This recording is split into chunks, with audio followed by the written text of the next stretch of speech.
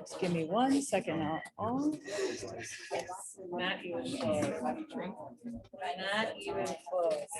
Oh, this is kind of good. You know what? We're taking actual seltzer, and I don't want to. I don't want to. really? I don't, It's sweet. no, I'm scared. I'm saying it.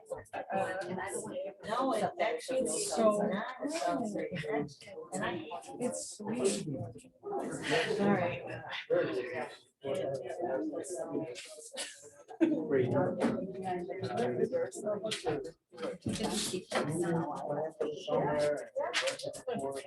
You know, all your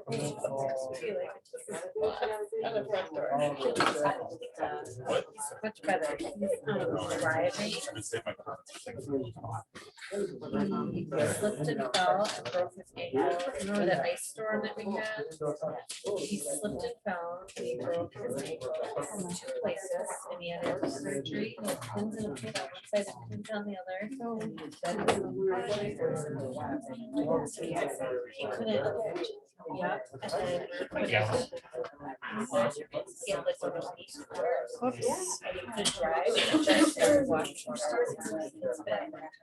Yeah, we have a lot of it. Well, the agenda. I have like a whole bunch of 6:31. Oh, yeah.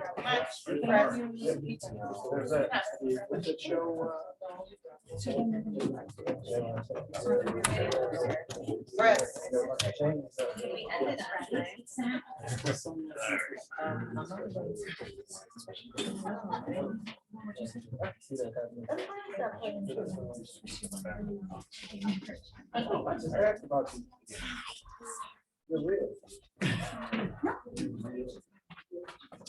Okay. We are going to reconvene in open session. I do not have my gavel, so I would ask that everyone rise for the pledge of allegiance. I pledge allegiance to the flag of the United States of America and to the republic for which it stands, one nation, under God, indivisible, with liberty and justice for all. Thank you. On item 1H, we have a motion to approve the agenda. I would like to make a motion to amend the agenda Okay. to put the diversity presentation first, or right underneath. Yes,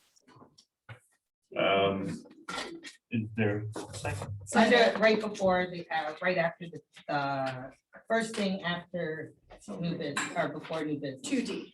The first I'll thing second. before new business. Yes. So, Oh, okay. all right, so it'll be 2D. Is there, and we have second, any discussion, all in favor? On the voice vote? Aye. Okay, the motion carries, so we will move that to 2D. Then we have item 2A, which is thank yous. So we've got some thank yous. The first one is for Molly. Oh, It's just a big, huge thank you for being. those are beautiful. Holy cow. I think I've never gotten anything like this from my husband.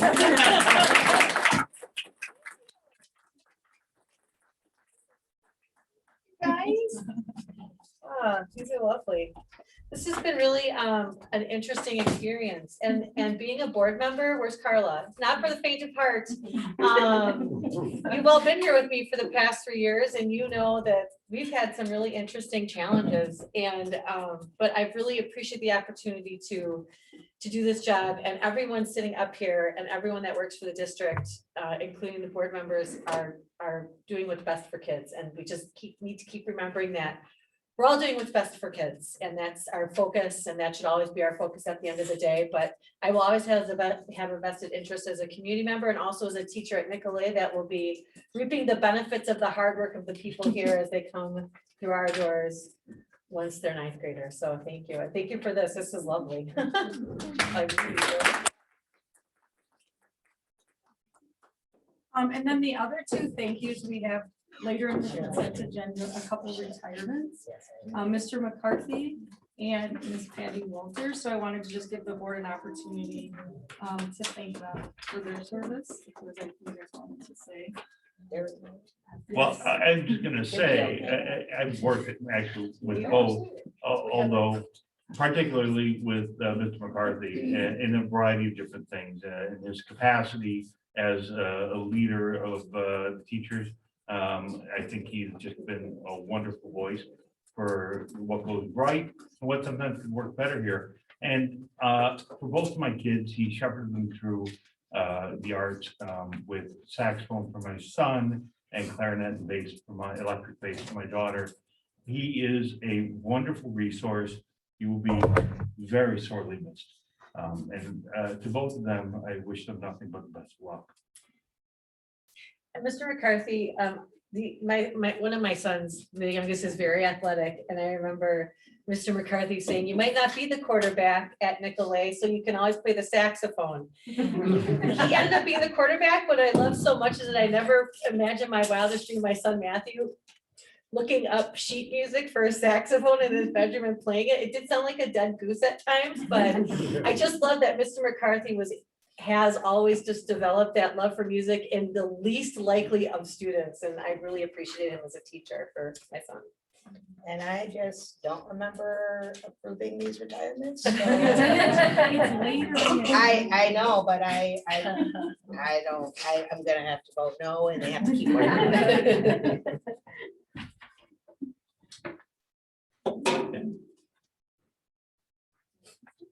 Then on to the All right. PTO and foundation update.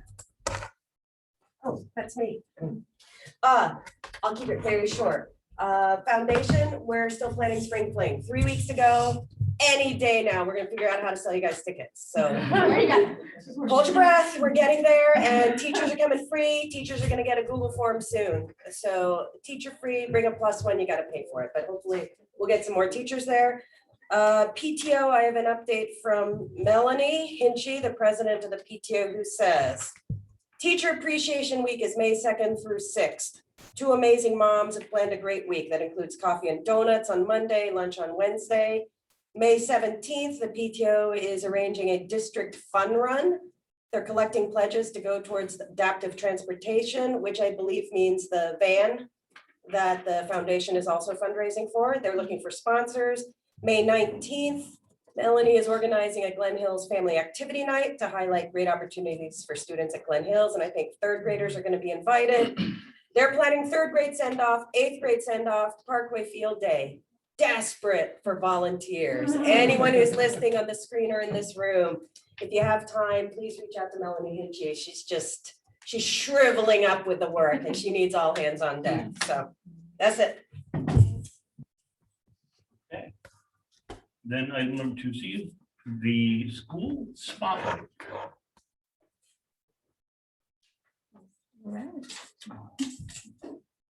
Thank you so much for the opportunity. Here I have my 7th and 8th grade students. I would like to show a short video of their presentation. So the 8th grade not only won the championship, Wisconsin championship, we came 5th place at the international competition. We also won 2 special awards. Today I just received the Amazon card for $600. Every child is going to get $100 gift card. So our superintendent said that the kids can buy, whatever they want for $100. And then because they just sent the code, Amazon code to the school districts, and so the school district will buy for them. So congratulations. My 8th grade team, can you come forward?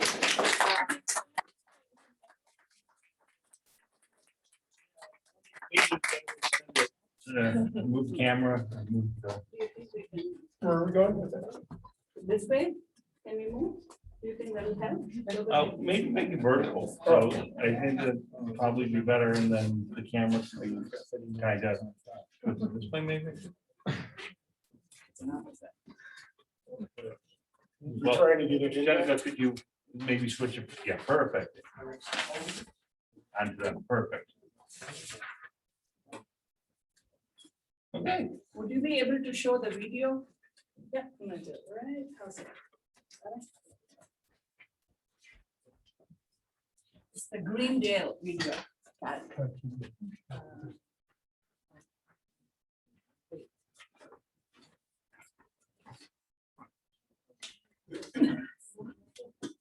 guys decide the whole city can do this. Okay.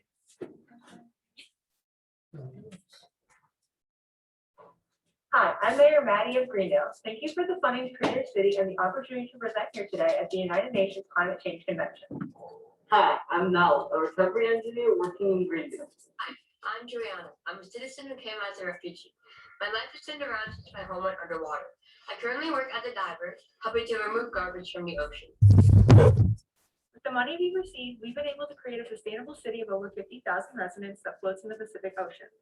Our population consists of refugees from cities that have flooded. The purpose of this unique island is to navigate the ocean in globe-seeking and harvesting garbage and debris patches for recycling. Our island is constantly expanding at a rate of 1 square mile per year. It is entirely made of eco-blocks, a main recycled byproduct from the pollution we harvest from the ocean. I came to the city as a refugee from Marshall Islands. More than 30% of our population moved to the city because of high employment and the looming effects of climate change. Greendale set me up with temporary housing and got me a track for a job. One reason residents choose to stay in our city is because of its exceptional housing. In our city, refugee citizens have the opportunity to temporarily live in dorm-like apartments while they get settled. These apartments have enough space for the family and are supplied with basic furniture, while everything else is a shared space. We offer a lot of recreational programs at our greenhouse parks and vertical gardens with waterfalls. Generate their own electricity from solar windows and solar roof tiles using the smart fire pop technology. It unfolds first thing in the morning and follows the sun throughout the day to generate electricity. The energy is stored in a power grid within the city. I love taking the free subway cars that go through our entire city. We call them Zoomies. That's above and below ground tracks and is powered by electromagnets. We also have solar-powered drones with motion trackers, which are used to transport goods and materials throughout the city. We take pride in offering free healthcare, free education, and free transportation to all of our citizens. For emergencies, we have hovercraft ambulances with divers on board. We have 2 hospitals, 2 urgent care clinics, 2 police and fire stations that run 24/7 to take care of our citizens. Greendale tries to connect with the most innovative education skills by grouping students in K through 12 multi-age pods. We have 2 schools and 2 colleges where environmental education is mandatory. We were suffering from dehydration and loss of foods and crops due to water scarcity and soil contamination. Our water engineers came up with an efficient reverse osmosis salt filtration system to keep drinking water safe. Water is filtered 5 different times before distribution. One risk and trade-off is that the systems were very expensive to build, and if it collapses, it would be difficult to recreate. Our mechanical engineers maintain the system 24/7. Through a circular water economy, we optimize all systems related to water and try to decrease consumption of new water. We use gray water and reclaim water from our sewer system. We also recapture rainwater from our solar panels throughout the city. Our circular economy and zero waste program bring tremendous economic, social, and environmental benefits to our city. Our city thrives with reduced congestion, waste elimination, lower costs, higher economic productivity, and new growth because of that. Lower carbon emissions and pollution improve air quality and urban health. Our industrial zone is built on recycling and mining. Through our sludge to energy program, we have built a biorefinery on the site of an existing wastewater treatment facility. The refinery takes sludge from the wastewater treatment process and combines it with local food waste to produce natural gas. This project is reducing greenhouse gas emissions by 95 to 98% and financially breaking even by including sales of natural gas. In Greendale, we do everything according to the engineering design process. First, we ask to identify the need and constraint. Then we do research to identify the problem. Next, we imagine possible solutions and plans. Then we create a prototype and test. Finally, we improve and redesign as needed. So when we noticed our landfills are full of recyclable materials, we had to do something. We created our integrated online waste exchange system, which allows citizens to exchange materials they no longer need. This circulates a flow of materials throughout our city while also saving users money, conserving energy, and reducing landfills. We use biodegradable materials and products to reduce environmental pollution. To regenerate natural systems, we use renewable energy instead of fossil fuels, support regenerative farming by including projects like improving watersheds, biodiversity levels, and ecosystem services, as well as composting. Not only that, our city's futuristic inventions are world famous. For example, we use biodegradable urns for burial.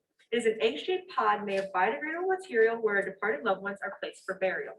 A tree will be planted on top of it and serve as a memorial for departed. Family and friends will be able to continue to care for the tree as it grows. Our cemeteries look like vibrant woodlands instead of cold gray landscapes. Another innovation is eco blocks. We produce them from recycled debris from the ocean. We build our island with them and distribute them throughout the world as a clean building product. We also produce the smart fabric. It is a thin, flexible fabric that generates electricity as it moves. Our research centers are using vibration to generate electricity using an advanced technology called tribal electric nanogeneration. It is the same phenomenon that produces static electricity on clothing. Currently, our engineers are collaborating with the University of Wisconsin-Madison to design wooden floorboards that use electromagnetic induction to generate electricity from footsteps. Greenio was created to mend a world broken by neglecting the environment. Pollution damaged ecosystems, greenhouse emissions caused the temperature rise, and ice caps melted and flooding occurred in many areas. When designing Greendale, we ensured it had a circular economy to protect the environment. Environmental engineers were tasked with finding innovative solutions to waste and climate change. Our citizens are educated on every aspect of the environment to protect our city. Very true. As someone who recovers material from the ocean, I'm familiar with the process of collecting waste. We go underwater to change nanotube filters that take out microplastics and reduce toxins in the water. We work with ROVs to remove materials from the ocean floor. Glendale committed itself to helping areas affected by flooding. We've incorporated nature into our man-made city via vertical parks, indoor parks, and restorative gardens. Greendale City is the one you want to live in. It is a waste-free city that thrives with futuristic innovations. Engineers from all over the world have created this paradise where clean energy and a circular economy provide a healthy and safe community for refugees like me. Thanks for the opportunity. If you have any questions, please feel free to reach out to us at glenhills.com. Thank you. Thank you.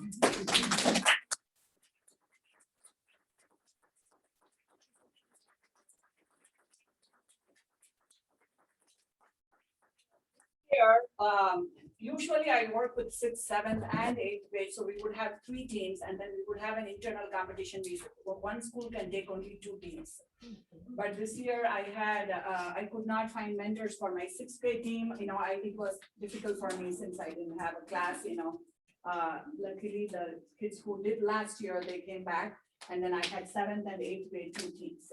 So I have my fabulous 7th grade team, and you guys come here, and they won last year championship as 6th graders. So now they created a model on Puerto Rico. They built this model in the class during lunchtime.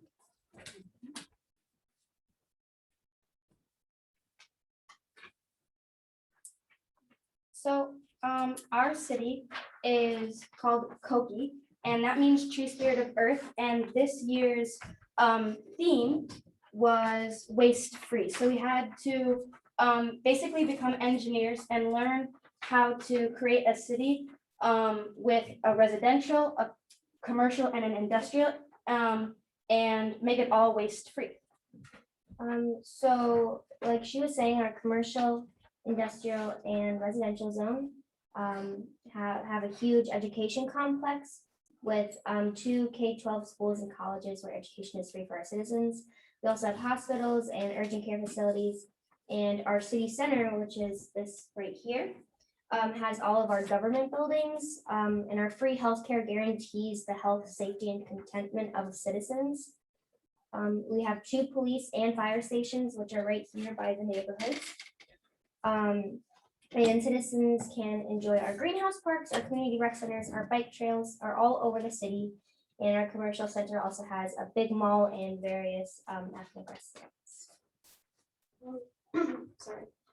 So we basically make our economy manufacturing off of tourism, electronics, agriculture, farming, and service industries.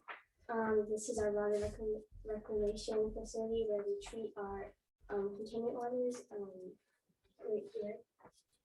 And we focus on circular economy and explore novel ways to change the products and services, business models, and ecosystems. So kind of what she said about circular economy, we have a poster here. Part of waste free is not only recycling, because then they end up in landfills and landfills pile up. So we really wanted to make sure that if we got landfills, we could turn those into something rather than just have trash sit there. So we created something called bio bags, where chip bags, grocery bags, anything that can and will and was recycled in our city goes to these landfills, and these landfills actually become farms and gardens, which feeds our community because they're all biodegradable and it's soil. So then it grows fruits and vegetables. So our citizens have fresh grown food that's healthy, and it's basically circulating everything around. So it starts from their trash, goes to the community garden, and then eventually will end up in our agricultural forest and farm, which feeds our citizens. So everything's going in a circle. And sometimes what also rounds up is, these are our community gardens, like you were talking about, and they feed into and create soil for our residents, and our community gardens grow crops and sustainable food for our city, which is another main resource for food in our city. We have 3 main power sources. So first we have our city lights, which give our citizens light during the nighttime. And then we have our windmills, which basically power our city homes, hospitals, and all those big industrial buildings at nighttime as a generator.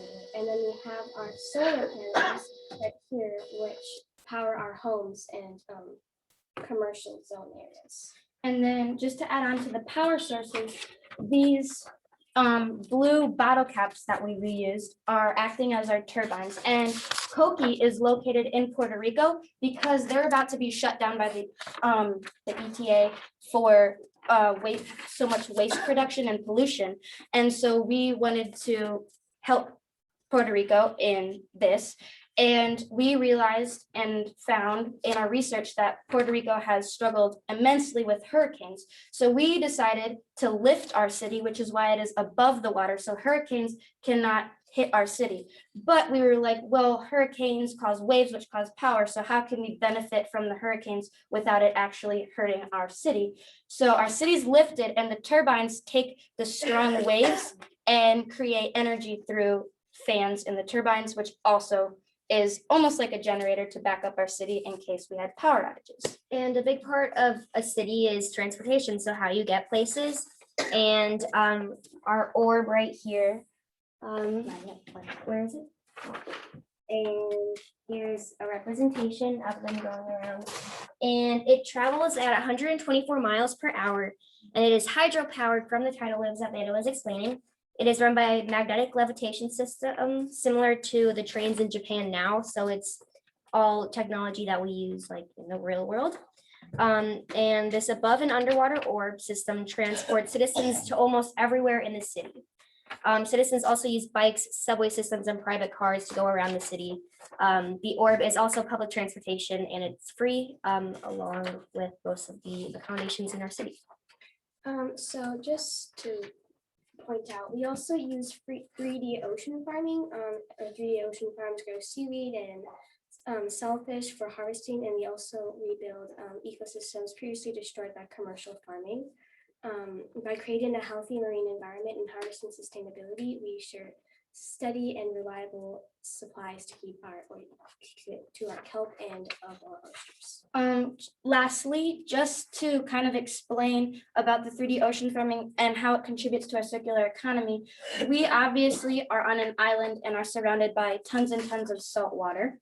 And so we decided that we couldn't just take all of the fresh water that we have and put it into the saltwater ocean and lose that. So right here we have a river that falls into a waterfall and goes into a river to our agricultural farm that preserves the water. And then that 3D ocean farming takes the fish, cleans out the water, takes the kelp, so we can make things and benefit from the water, the food in the water, and then not have to just put it back in the saltwater ocean and waste all of it.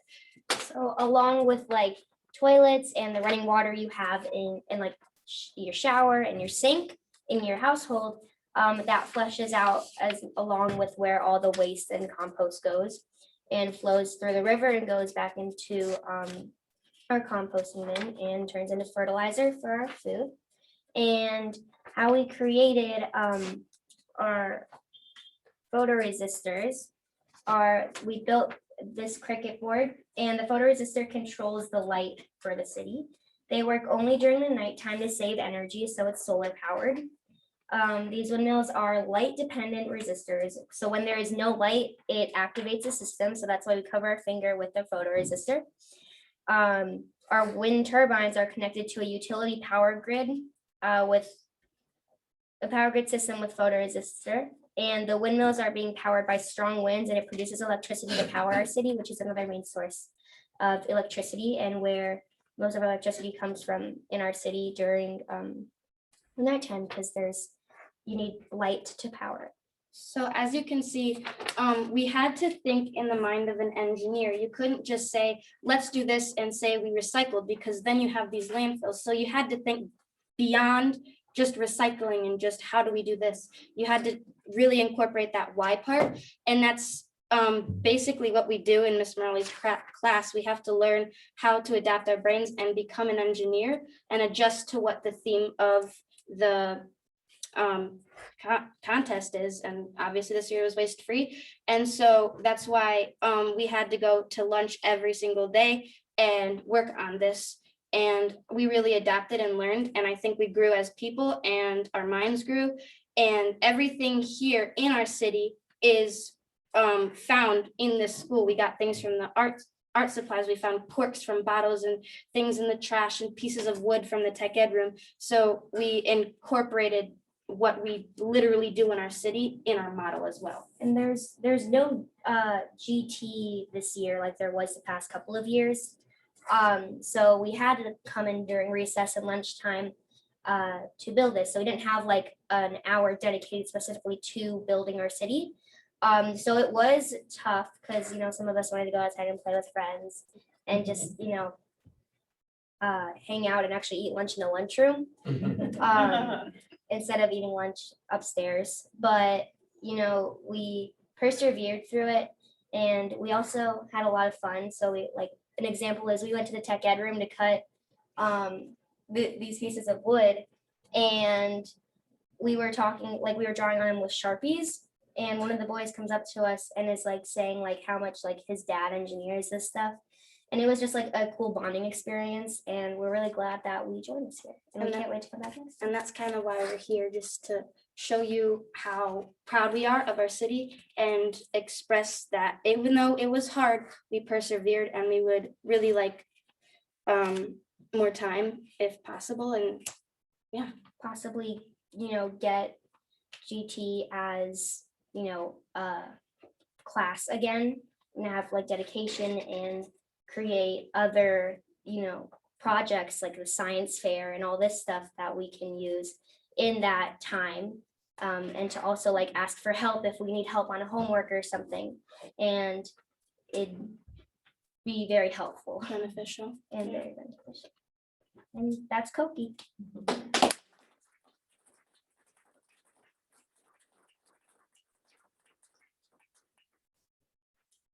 I have Alex here from Nicolay. He did for 3 years. So he just came here to just say his experience also. I know my design isn't as cool as these, but you don't have to worry. So hi, my name is Alex Franklin. I was in Miss Morales' class from 4th grade until 8th grade, all 4 years. I was here at Glen Hill, or all 5 years rather, I was here at Glen Hills. And I just wanted to share my experience with both Future City and her class as a whole. I know as the last grade that got to travel for this competition, and being that our school is now 3-time champs for Future City. And I think, without saying anything, that deserves a round of applause. 3 consecutive years of winning a state competition and getting to compete in nationals. Now, I know both this year's 8th graders and the 7th grade team who won last year, neither team got the experience to go to Washington, D.C. like I did. But I know that, as they said, they got to learn a lot and they grew from it. Even just outside of Future City, when it comes to Miss Morales' class, she gave us numerous opportunities to grow as individuals and to prepare ourselves for both high school and beyond. Whether that's the National History Day essay.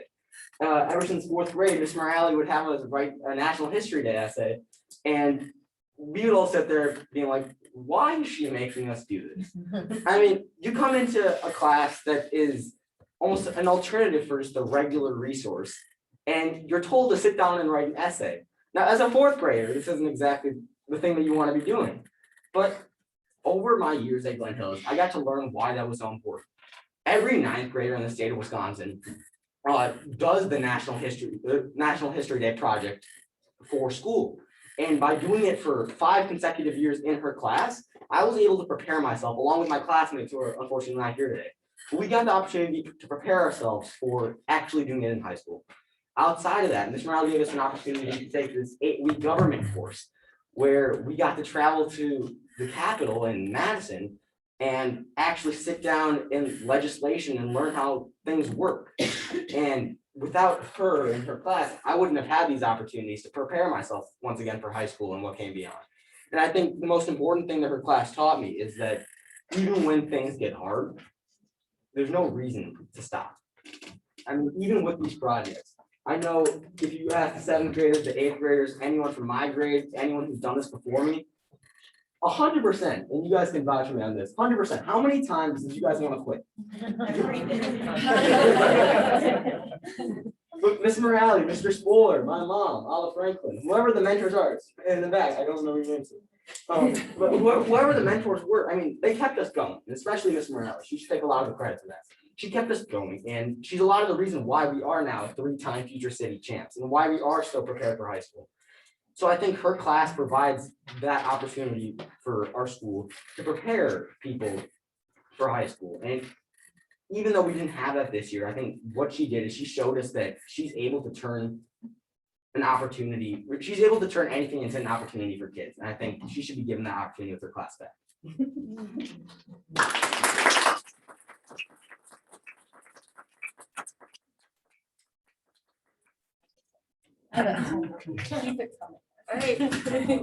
Hi guys, so my name is Juliana Franklin. I'm the sister of Alex. And of course, this is also my 3rd year of being in the Future City program.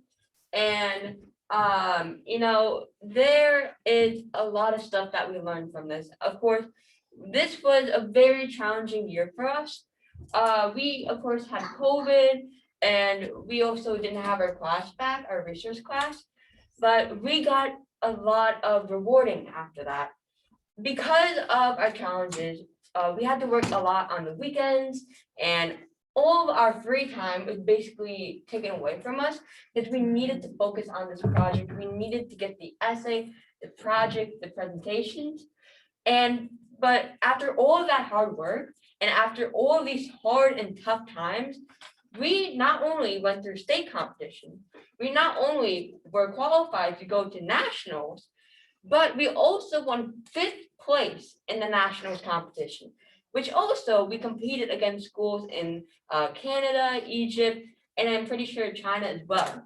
So we were basically, because of COVID, we had to do everything online. And you know, of course, being online, it's especially from someone who's been in online school a lot, it's really tough and it's really hard to present someone in front of a screen. Because like right now, presenting in front of you feels much more lighter, because you don't have to worry about, oh, am I muted? Oh, is my camera not on? Right? So I really want to congratulate Mrs. Morale, Mr. Spoiler, and my mom, and just all of the mentors that helped us through, Alex as well, for encouraging me. You know, of course, I wanted to do this because I've seen my brother do all of this cool stuff in Morales, and I was like, I'm doing it. And sorry, Alex, we got through more than you did. So we want to push down this tradition, and we got this win for the 3rd time in a row. So I want to encourage through all of the people in school, even 4th grade, 5th grade, everyone in school to at least try this competition in Future City, because you'll learn a lot. I learned about engineering, different types of engineering skills. I also learned a lot about the innovations. I mean, we made this super sick model. Look at this, you guys. It spins too. So just overall, especially thank you to my team. we really got to experience a lot of stuff. And it was just an amazing experience. Even though it was super tough, it was very rewarding. So thank you.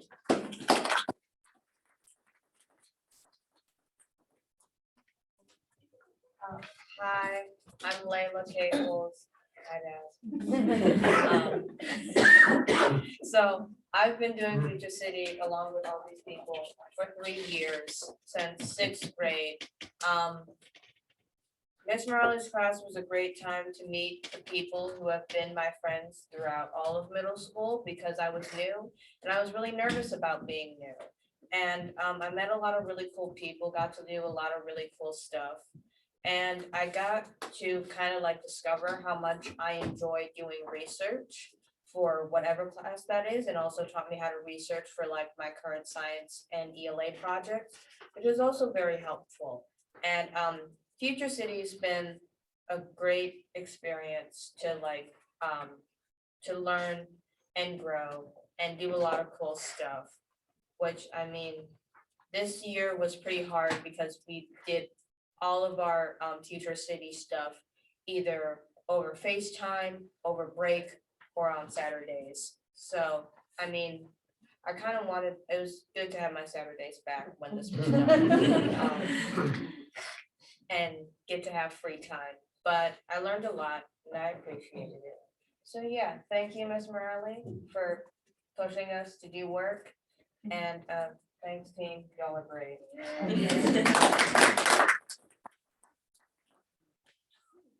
My name is Melody. I don't have much to add. I've been working with Miss Raleigh since I was in 4th grade. And the second I stepped in her classroom, she intimidated me so much. But from the years, I've learned that Miss Raleigh is like my #1 supporter. In everything that we do, she tries. She has never like said, "Oh, I don't think you could do that. Oh, you can't do that." She will try and get you to do anything. She believes that you can literally do anything. I'm pretty sure she could convince me that I can fly.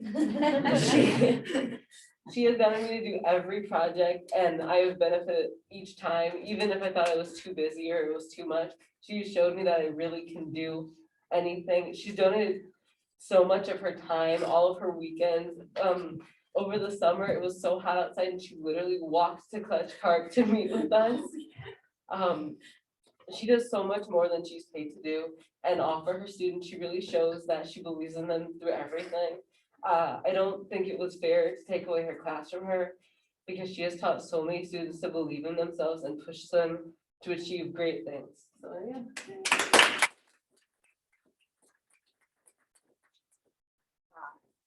I'm Maddie Cook. I also don't have much to add because they kind of covered everything.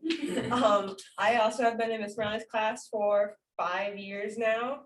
I would not be the way I am right now if I wasn't in Miss Morales' class. I would probably not have any idea how to take notes, any ideas how to write a good formatted essay, press the tab button, everything. I probably wouldn't be standing up here. I probably wouldn't have these friends. It really has been a great opportunity for me to learn things. I mean, I didn't even know what the engineering design process was, and that was a huge hit for me. All these friends I have, as I said before, are from Miss Morales' class. Every courage, belief in myself comes from Miss Morales, tracking me down in class,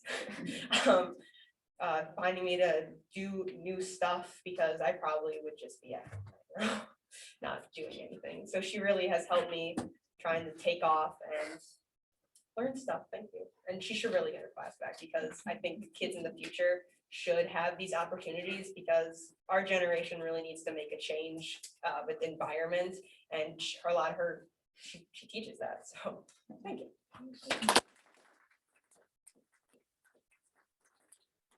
My name is Taylor Abbott. Again, not much to add. They've really done a lot and made a lot of really good points as to why Miss Morelli deserves her class.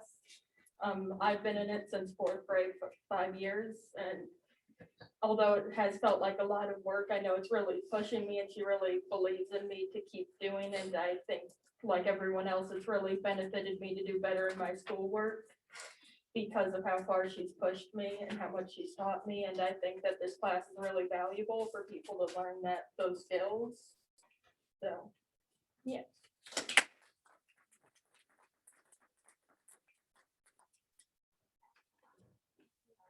Thank you very much for coming. I just want to say, I mean, and I don't want to speak for the board, but I've watched this obviously for years with my kids being involved, and I think that it's an incredible amount of dedication, determination.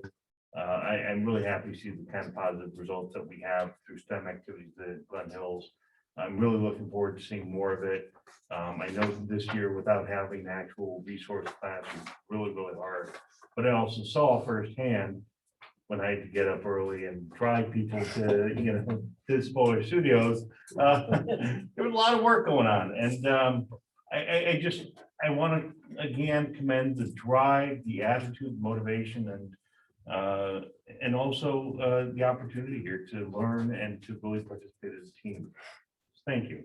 I think it's wonderful for everyone, and it's wonderful to see.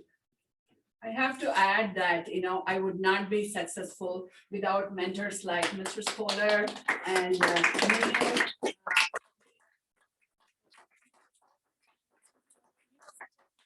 but he is in Houston attending the World Robotics Competition.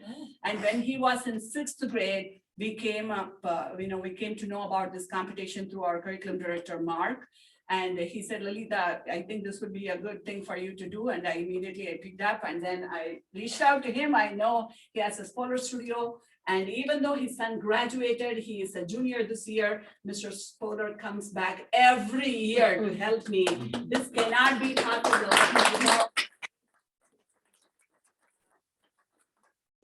Now, Neil last year helped with the 6th grade team. They won, and he couldn't come much this year, but he did come a couple of times. I said, next year, you are not quitting. You are coming back, because I want to teach all 3 grade levels. And, we have so much potential, as mentioned before. One of the child who, Joyce Esseman, who did the Future City, she is going to Stanford. I'm taking her to the International Science Fair May 1st week to Atlanta, Georgia. This gives me so much pleasure, and our students excel at Nicolet. Every year it's my pleasure to look at the high honor roll. All of those are Glen Hills students. When I took 33 students to Nicolet Regional Science Fair, those judges, the kids who were taking AP biology, chemistry, all are Glen Hills students.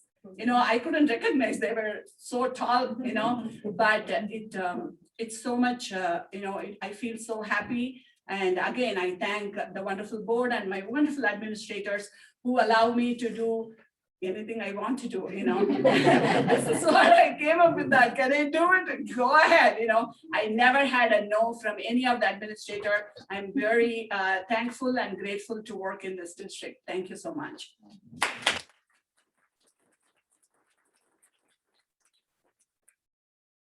Okay. If anyone has any questions, great. Thanks for putting a huge smile on my face. It's just really wonderful to watch.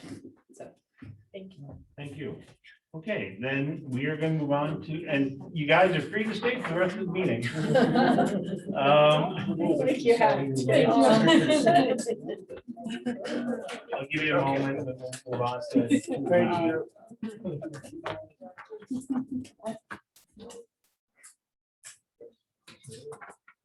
Okay, so the new 2D is the equity committee update.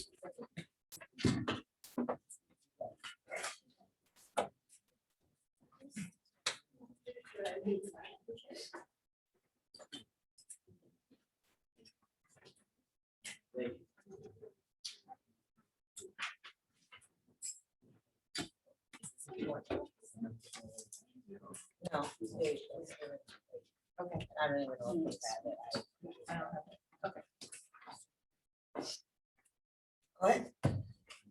It's us. How It's on you. Oh, sure. We don't have a magical futuristic city to present. We'd like it, although I do feel really inspired that the future's in such good hands. We're with Syncretic Solutions. My name is Amelia Vittoria. We're joined by Molly Collins, Dr. Rob Smith, and on Zoom, Dr. Amber Tucker. And we're here to provide an overview, project summary of the Glendale-River Hills School District Equity Survey Report. So if we could see the very first slide. I can be a clicker. Thank you. I'm not coordinated enough to speak in. Actually, the third slide is perfect. That's what I look like 2 years ago, a little more. So in January 2022, we began a process to assist the Glendale-River Hills School District in determining what the needs were around diversity, equity, and inclusion practices. And the goal essentially was to ensure that all students receive equitable resources, supports, and opportunities, regardless of race, ethnicity, socioeconomic background, mobility, gender identity, sexual orientation, disability, language, or initial proficiencies. And the school board requested that we produce a school climate survey. And what we're going to give you now is a report which details the result of that survey process. The survey was split into a parent-focused section and a teacher-focused section. We received 54 responses from teachers and staff and 89 responses from parents. We tried to capture the following information, focusing on climate, institutional commitment, inclusive and equitable treatment, and interactions between and among staff, students, and parents. And I'm going to use staff and teachers interchangeably a lot. So if we can go to the next slide, please, my friend. Perfect.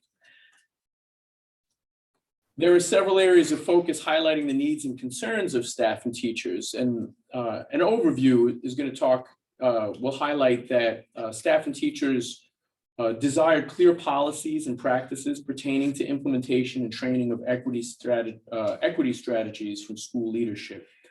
A desire to see a standardization of policies and resources pertaining to school discipline. They sought greater resources and support for intersectional issues of lived experiences, race, ethnicity, LGBTQ, and other student identities. There were differences in perception of policies and climate by white and non-white staff.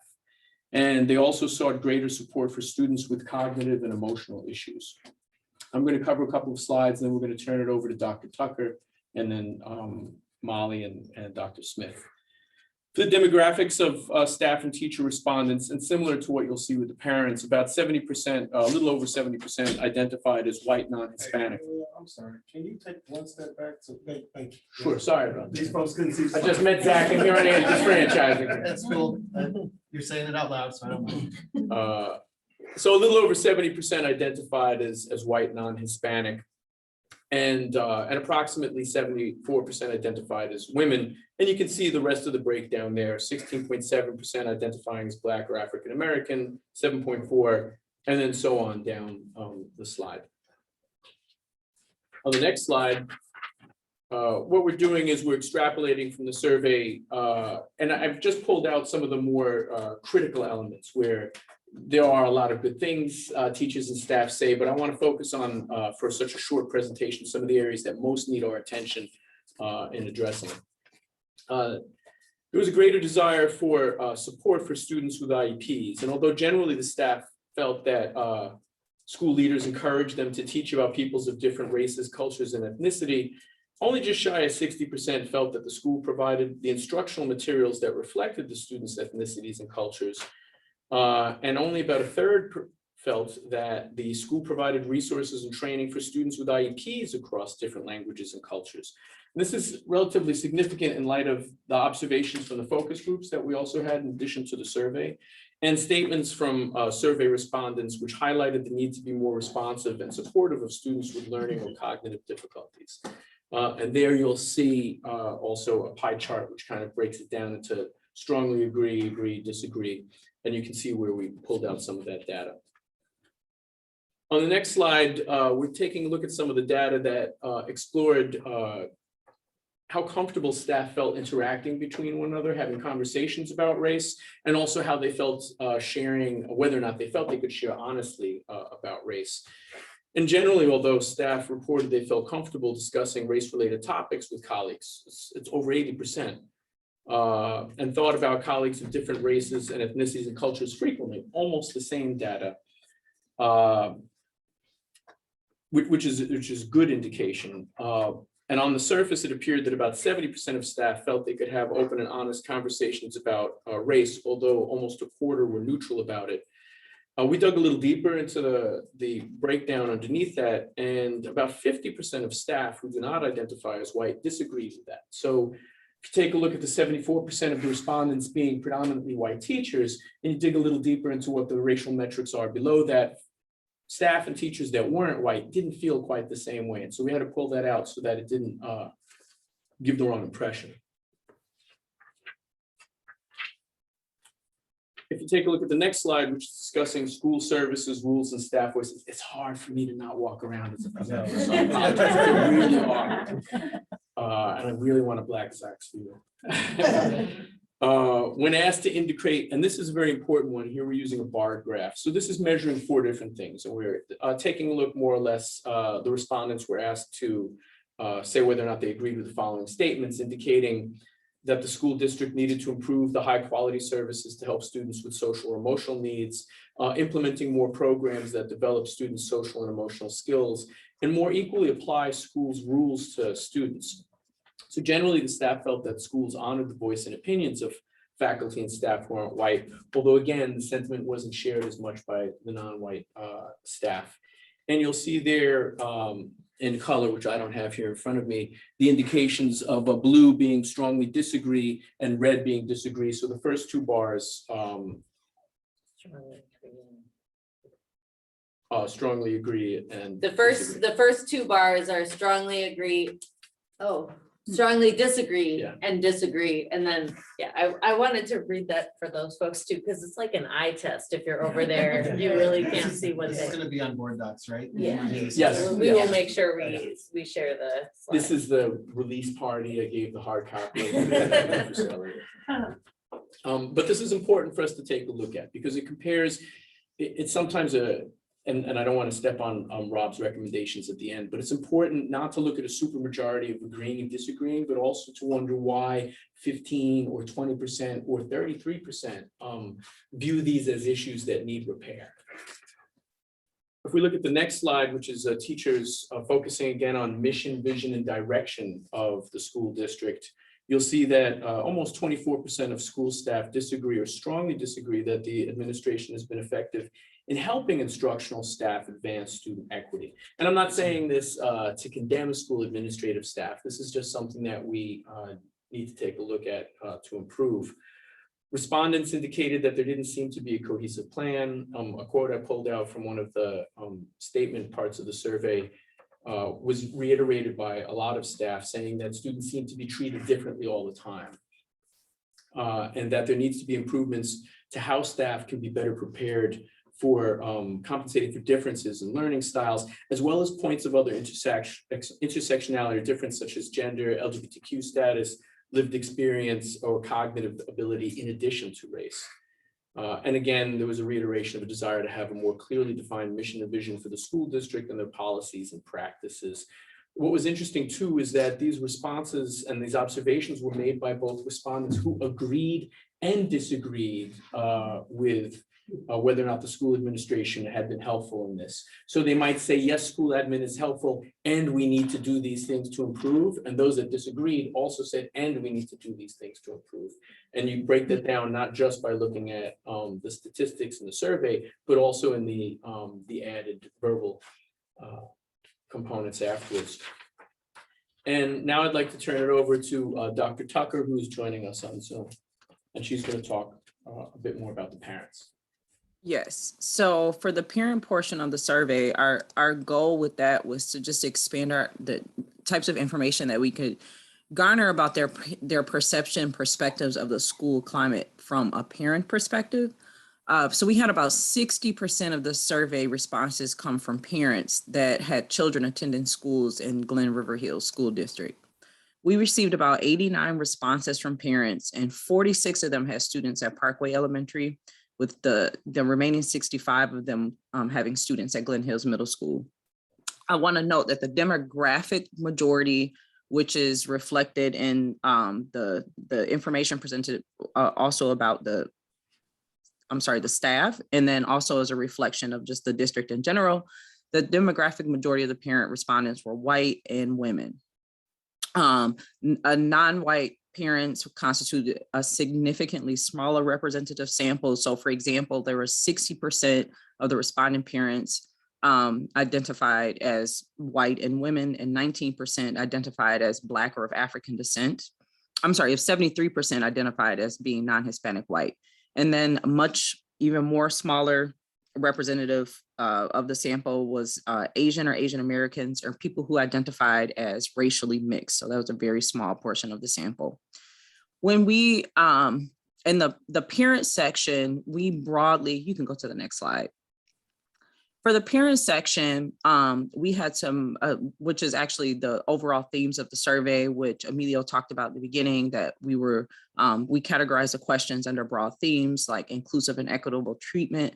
So sense of belonging is one of those strands that falls under the larger umbrella of inclusive and equitable treatment. And so, that can include having access to everyone receiving equal access and opportunity to rigorous curriculum or any other academic or curriculum opportunities just to make sure that all students had access to that. So when we asked students whether or not, asked parents whether or not that they felt that their child belonged in school. So again, sense of belonging can encompass many different things, but just an overall sense of belonging, whether or not, students feel like that whether through symbolic messages or through the curriculum, that they feel like they actually have a place or a home in their own school. From the graph, from the bar graph here, we had a large majority, over 53% agree that they felt like their perception was that their child felt like they belonged in this school. When it came to the parents and their sense of belonging, again, there was an overwhelming majority of parents that indicated that they felt like they belonged to the school. And again, belonging can encompass many different things, symbolic natures being included in important conversations, invitations to events, participation on committees, and all those things.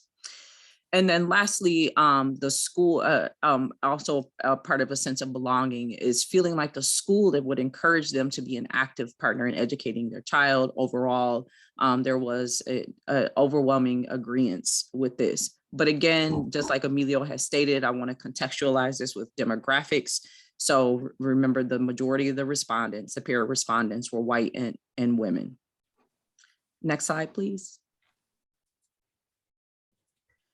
When it came to discipline and bias, similarly, so one of the questions that we asked of parents is whether or not that they felt that the school was very clear in terms of disciplinary consequences and measures, and communicating those, and if they were fair. And so an overwhelming majority, about 52% of parents, agreed that the school was clear in communicating disciplinary measures and fair in the distribution of discipline.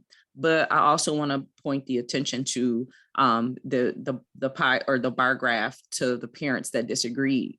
So while we didn't have a racial ethnic background, or I'm sorry, while we didn't present here a racial ethnic background of the parents that disagreed with this, we surmised that the parents that disagreed and strongly disagreed were the parents of color, because they were the smallest representative portion of our sample for our survey. When it came to school effectiveness and addressing negative or biased behavior exhibited by staff, we had less respondents agreeing with that statement. So there was about 42%.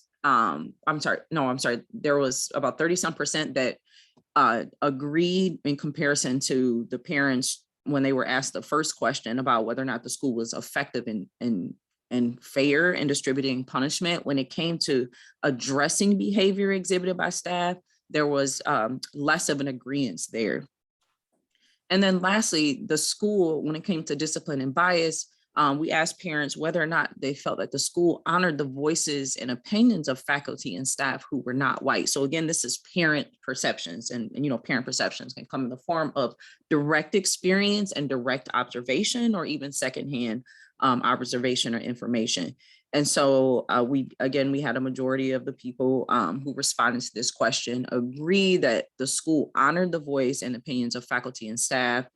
We did the next largest representative or the next largest response rate was parents who, for whatever reason, but it was not applicable. Maybe they didn't have any personal firsthand experience with witnessing any incidences or experiences where the opinions and voices of faculty and staff would have been important or needed to be included in certain conversations.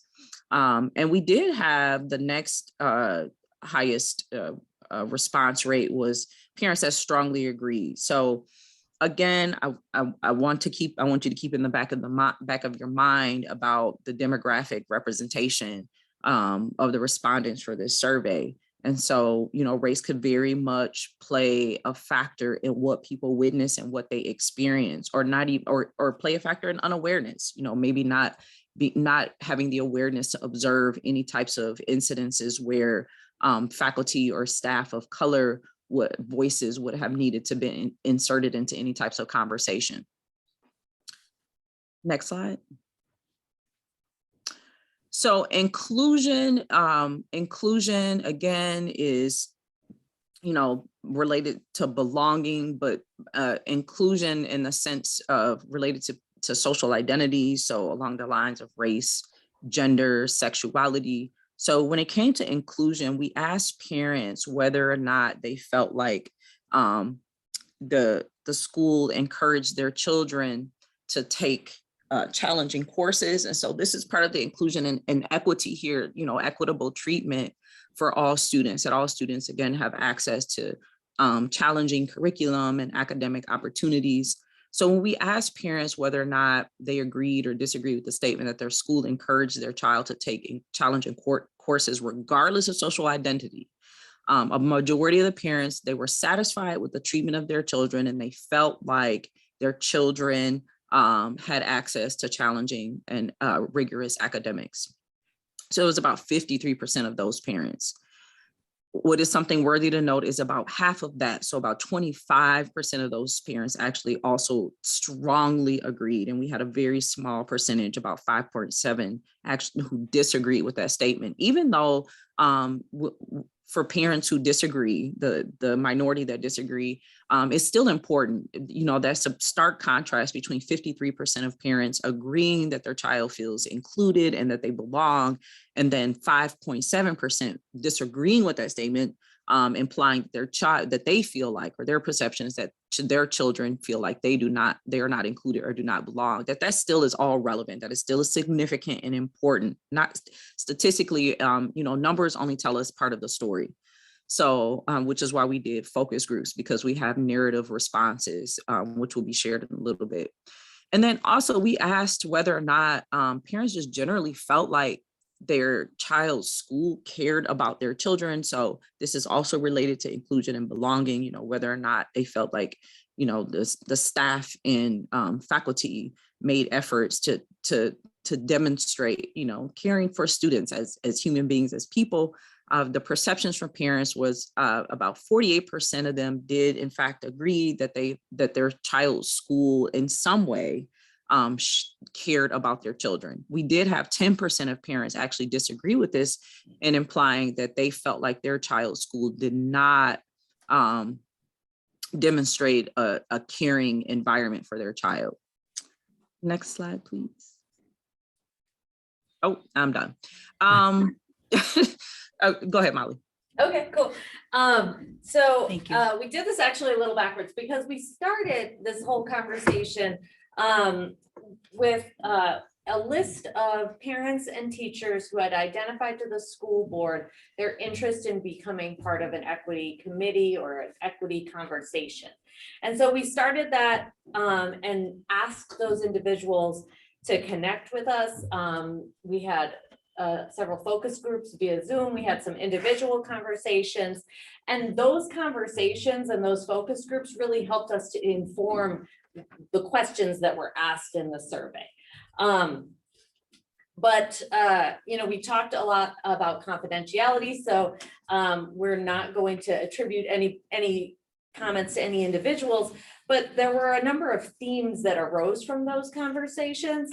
There was an overwhelming concern from just about every conversation that we had, that there was gonna be a lot of talk without a lot of follow through. And there were thoughts that, that the board and the school administration and district leadership all needed to think about how we are going to resource these efforts and follow through in a really meaningful way to change this school and the district for our kids. We also heard a lot about the departures of staff of color. There had, from our understanding, there had been a huge amount of work done to diversify the staff in the district, and the departures of some teachers and administration of color seem to make individuals question the sort of overall climate. And people in the focus groups asked what happened that made the departing staff of color say, look, I can't continue to be part of this district. And so there was a lot of questions asked about what the leadership is doing to make sure we're creating the system of belonging and inclusion within the district.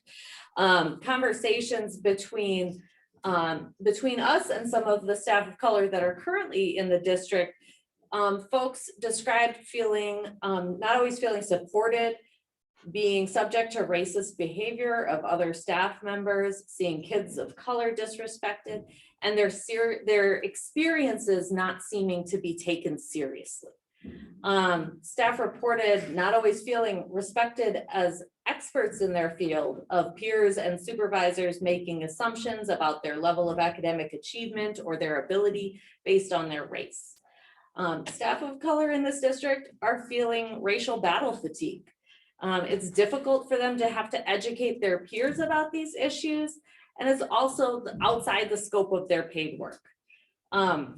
Staff that have been part of the district community longer seem to sometimes not listen to newer staff. And that was across racial lines, but it also feels differently, and it was perceived in different ways, because there's this idea that the ideas and observations of new staff were sort of being disregarded without the more longstanding staff sharing what is like a preference or what is a tradition of the school versus what is a requirement of a job. And so those were some of the main things that we heard. There was also a lot of conversation, and this arose in the survey as well, about an interest in developing more of an intersectional framework around equity, and how we're thinking about supporting students of different races or ethnicities, and also considering socioeconomic status and gender and ability. So those were my, so next slide, please. And as we begin to wrap up, we've got a few recommendations. These are recommendations that are a function of our focus group and survey data. They're generally broad. We can obviously drill down some more in terms of more precise recommendations, but these speak to also the mission and vision and goals of the district. So we brought a lot of this together in our recommendations. First off, it's really important that the district develop clear and discernible action plans toward operationalizing the self-determined mission, vision, and goals. Oftentimes we create these statements, but then we leave them there. They just sit there. And so we have to continually come back to those and operationalize those and move those forward, because they help to inform equity from the perspective of the district. And you've kind of outlined what's important to you, what's valuable, what's significant. And so go back to those and let those be driving forces for next steps. We recommend the development of equity-based strategies in key institutional areas, including but not limited to teacher, staff, workplace realities, student-teacher interactions, and curricular and classroom strategies. Those are big, those are huge, but those are also opportunities. It gives you the chance to be the leader that you have proclaimed to be. It provides the opportunity to look forward, moving into the 21st century. It gives you the opportunity to really push some envelopes that will not only encourage creativity, but also move the district in ways that you probably can't see right this moment. The district also must address climate issues with regard to gender identity and expression. You know, our young people have pushed us in terms of this very issue. Our young people have really charted a future that they're going to live in. And we owe it to them to respond to these very important issues around identity and gender expressions. If we fail to do so, we are obviously failing them, but we're also not being brave and not being courageous, which is not the kind of role modeling that we need to provide as adults. The district must also address what is a severe and emerging set of challenges with regard to racial and ethnic conflict. You know, our region has been cemented by racial geographies. We hear about the segregation, you know, that's changing though. Your district is changing. And it's really critical that you get in front of these issues so that you again can be the leader that you want to be, but that also you're attending to these shifting patterns in our regional landscape. The district must also continue to address the academic needs of those students on IEPs, particularly across differences in languages and cultures. You know, there's been anecdotal information that suggests that you do this very well. So you have some benefits already built in that then just need to be turned to those students who might need a bit more attention. And last but not least, and certainly this is the most mission central component to our recommendations and to what we do here as educators, this district must engage students in equity focused initiatives. That has to happen almost immediately. They're creative, they're smart, they know the future that they're going to inherit, and they have to be in these conversations. I think you wrapped it up perfectly. If you have any questions. Thank you. Yeah, just light reading and information for you to consider right now. We do have like a 22-page report that we will also be emailing to you all. We wanted to like present and hear back some feedback from you all and then, you know, get you the long. Take that into consideration for the revisions of the report. Yeah. So when we started this or wanted to do this particular committee, I think we have to now evaluate that they have given us the information and we know what the information is. And honestly, when we did this, and I'm gonna change to what I thought this was gonna be, we need to not dictate just what we think the board should do, especially after hearing some of this stuff. We have to actually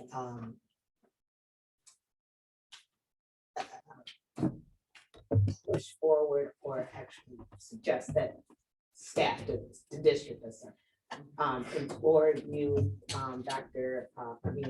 Ms. Weiss, that you have to take this stuff into consideration. And even though I know at some point we're trying to kind of split the staff and what the school vision was with the community, but it doesn't look like that's gonna work. So I think this group should work with both the school as well as the community and teach. And I don't know what that looks like yet. But there has to be a connection in between there, not just they're working on the equity committee, but I think also working with the school to teach, to learn, to grow, and to bring a more inclusive policy together. And if that's working with, you know, us or policy, but that is the next step. And I know we stopped at this part and now we have to, and they've given us our recommendations. Now we have to see where are we gonna go? Are we gonna do this? Are we gonna be, or are we gonna do exactly what everybody said to do, where we put this money aside and we want to do this and we have this information, but what are we going to do with this information? How are we going to address it? What kind of policies or procedures are we gonna do to do this? And not just talk about it, because that is the one thing. There is so much research about how to do this on every single thing in the world you want to know about. And then what happens? People say, oh, we have these. They let it sit.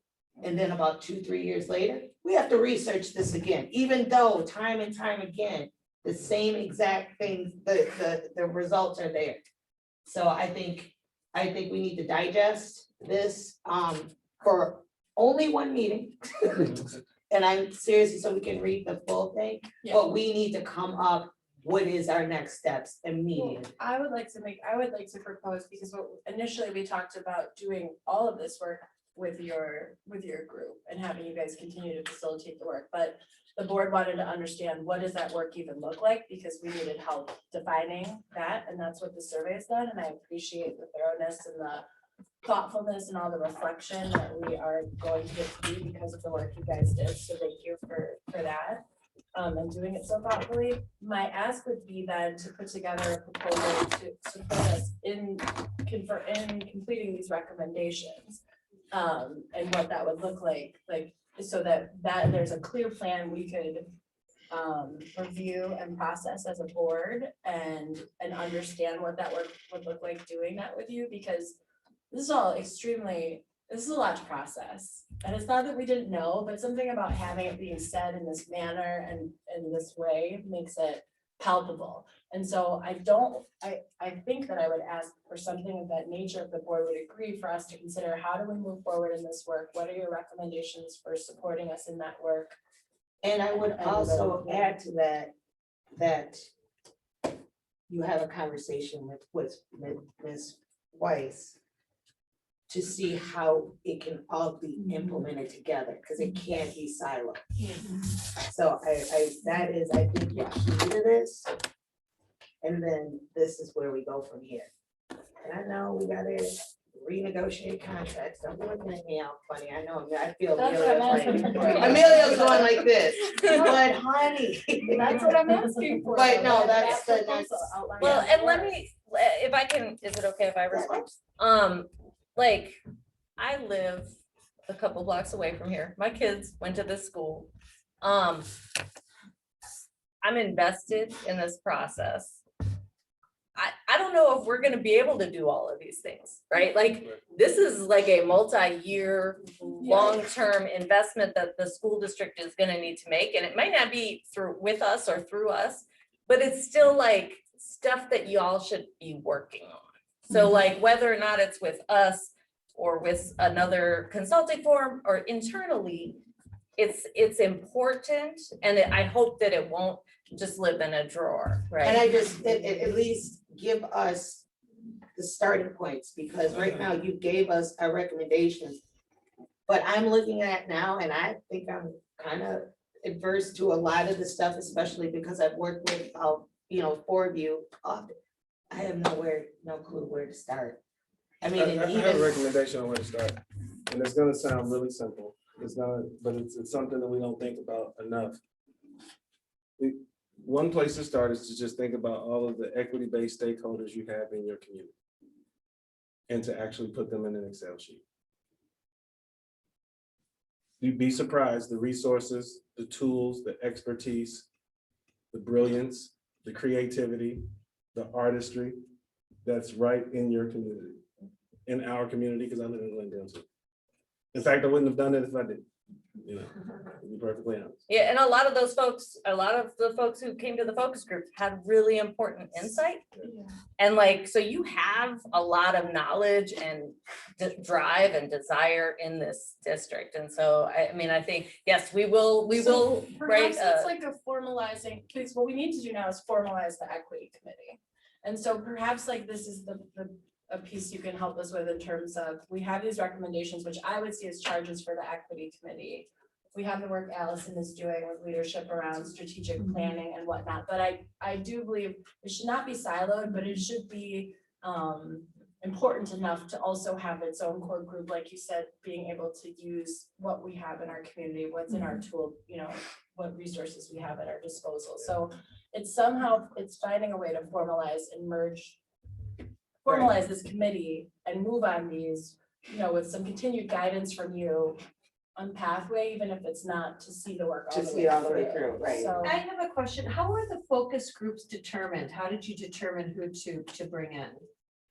So we got a list from the board. There were about 24-ish interested folks who wanted to be part of the equity committee, but because that was sort of paused through board procedure and meeting, what we did is we utilized those folks as part of the focus group. And a lot of them had backgrounds in equity Yep. work, or for teaching staff, and there was actually a.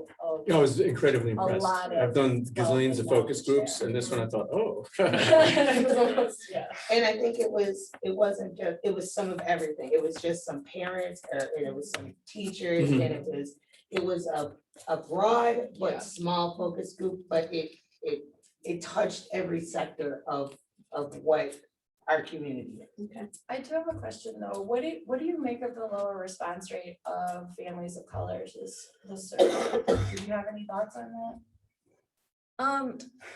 Yeah, actually, the response rate sort of mirrors the demographics of the city of Glendale, so. But it doesn't mirror the Not demographics of the school of the though, and school. that's where the concern is.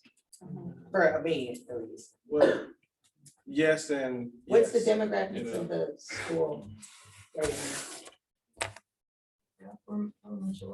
now? It's a majority minority school district, so that is, and I don't know if it used to be 55% or close to it. is about that 55. Yeah. Student wise, but then you have to look at families, yeah. Right, student wise and. Okay. So I think like that's a question I'd love to get more of your thoughts on, because we just sent you the survey and it was Supposed to tell us all distributed answers. through the. And So I don't know, it could be, where did we, I think we had a plan to send it out, to robocall people, to remind them, to possibly text, like there, that was the plan, and I assume that think the it was plan done. I know it was. was- There are so many variables. Yeah. I mean, there, you know, there's, we could, you know, like, we can just kind of anecdotally and even intellectually, you know, try to come up with some explanations. You know, one of those things, especially when it comes to surveys like this, or just information gathering like this, and the people who are most impacted by the issue that we're doing this kind of work in the first place, I can understandably so not participate in something like this, because, you know, how many times have, you know, you've heard of cases, or you've even experienced, or, you know, people feel like there could be some type of consequence, you know, even though, you know, the survey was, the focus group wasn't anonymous, you know, we didn't, for us, we promised not to disclose like people's identities and things like that. But, you know, there could be a very real life fear for some type of backlash or consequence for people speaking up about some of the injustices that they see. That could be one explanation, just intimidation or fear. The other part of it could be just the fact that, you know, is this another, you know, going through the motions thing, right? Like, I've worked in many different types of institutions, and whenever there's stuff around equity and inclusion, you know, the people who are most impacted, the people who suffer the injustices, are the people who are burdened with doing all the work to help them reveal all the injustices. They already know that they're there, they're experiencing themselves. And so there could have been just, you know, an unwillingness to participate, because they're like, oh, are they going through the motions again? Because here's something else. And then what is going to come of this? What actual real impact or materialized impact is this going to have? You know, it could be just a lack of faith too. So there could be several explanations about why there was a low response rate amongst family of color. But I'm gonna say anecdotally, and just from like an academic perspective, yeah, when we do any type of information gathering or research around stuff like this, around issues like this, the people who are most impacted themselves, they tend to have a low response rate. And it's because of some of those reasons that I listed: intimidation, fear, or just feeling like, here they are again, going through the motions, and now they're gonna burden my time. This is a time commitment, and nothing's going to come of this. So, you know, those could be some very realized explanations of why people didn't participate. Thank you, Amber. That makes sense, all of it. I thank you guys. Thank you. Thank you very much. Thank you. Thank you. Yes, please. Okay. Oh, yeah, questions? I'd like to ask a Sure. question. So I know you had mentioned that in, we're protecting the confidentiality. You got, you know, heard a lot of stories from the parents and staff. Is that in the longer report to the board, those, you know, kind of qualitative data that can't be in a pie chart, but that would be very impactful? How are some of those stories while you're still protecting Anonymized confidentiality? quotes and anonymized typed responses in the survey where they had that opinion will be available. Okay. The focus groups were done under protection of anonymity, and so people share deeply. And even you'll find in the anecdotal, people would say in typed response, even though it's anonymous, I feel I can't explain too much of this because of X, Y, and Z.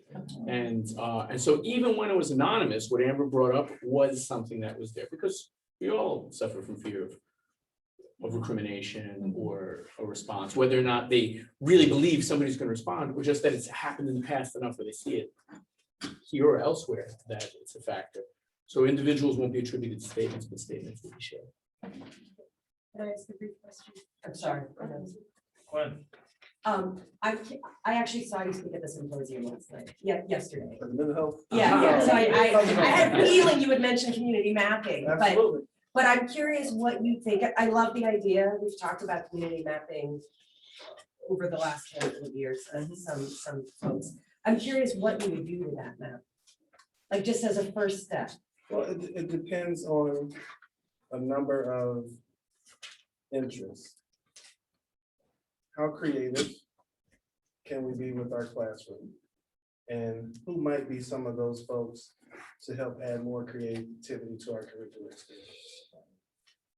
If we are thinking about ways to engage staff relationships, how can we do that? And what are some ways to potentially think beyond our own limitations about how we can do that effectively? And I'm sorry, Rob. Teacher to student relationships. We have general formal practices that we know are successful and that we can use. But then there are other mechanisms as well. And so that mapping gives us a sense of what all the resources are, or most of them, and where we can then apply that expertise, that artistry, or whatever else might be included in that rich stakeholder community. Go ahead. And I think that's an excellent idea. You know, well, one, I mean, just like from an economic perspective, right? Like hiring outside people where you have community members who would be invested. And I'm not saying that they wouldn't need to be compensated, but I think that it would be just such a greater investment. Like Molly and Rob talked about that. They live in your school district, you know, they have children that attend there. And so like their reasons for participation is because they have a personally vested interest.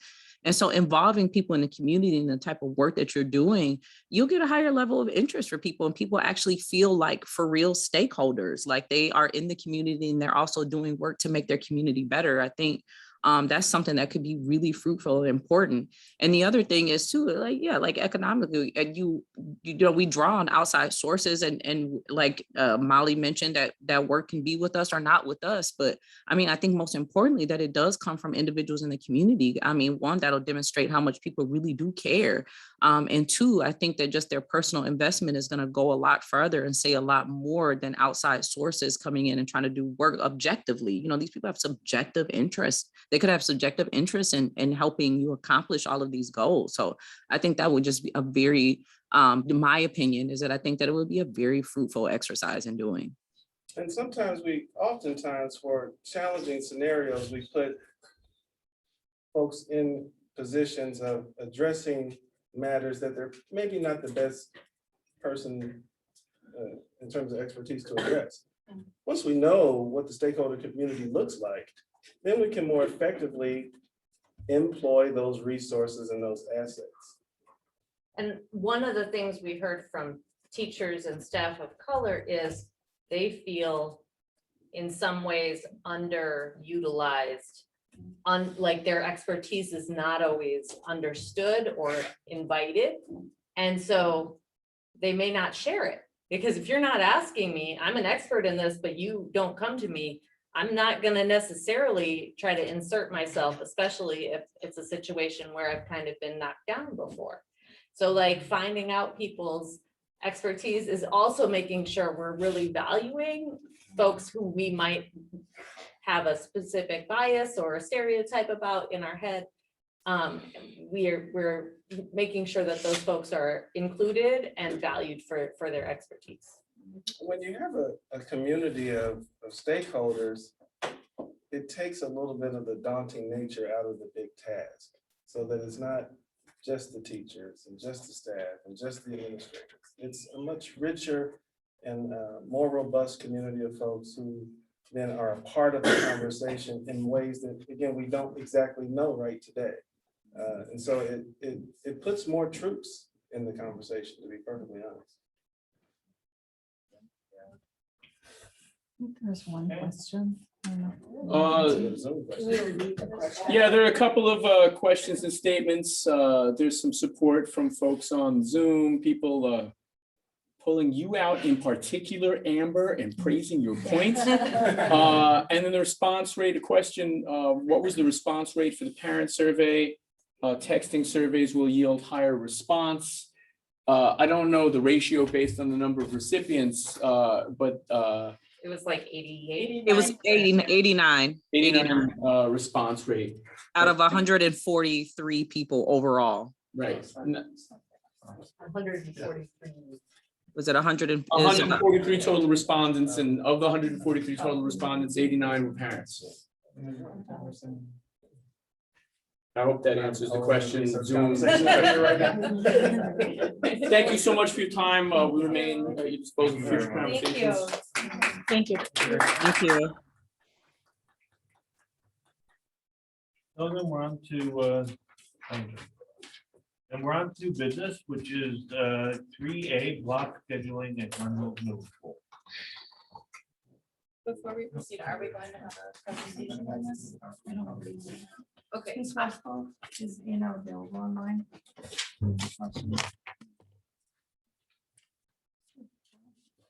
Okay. Just give me one second. Yeah. You can. Well, so it's come to my understanding that there is not a planned presentation on block scheduling tonight.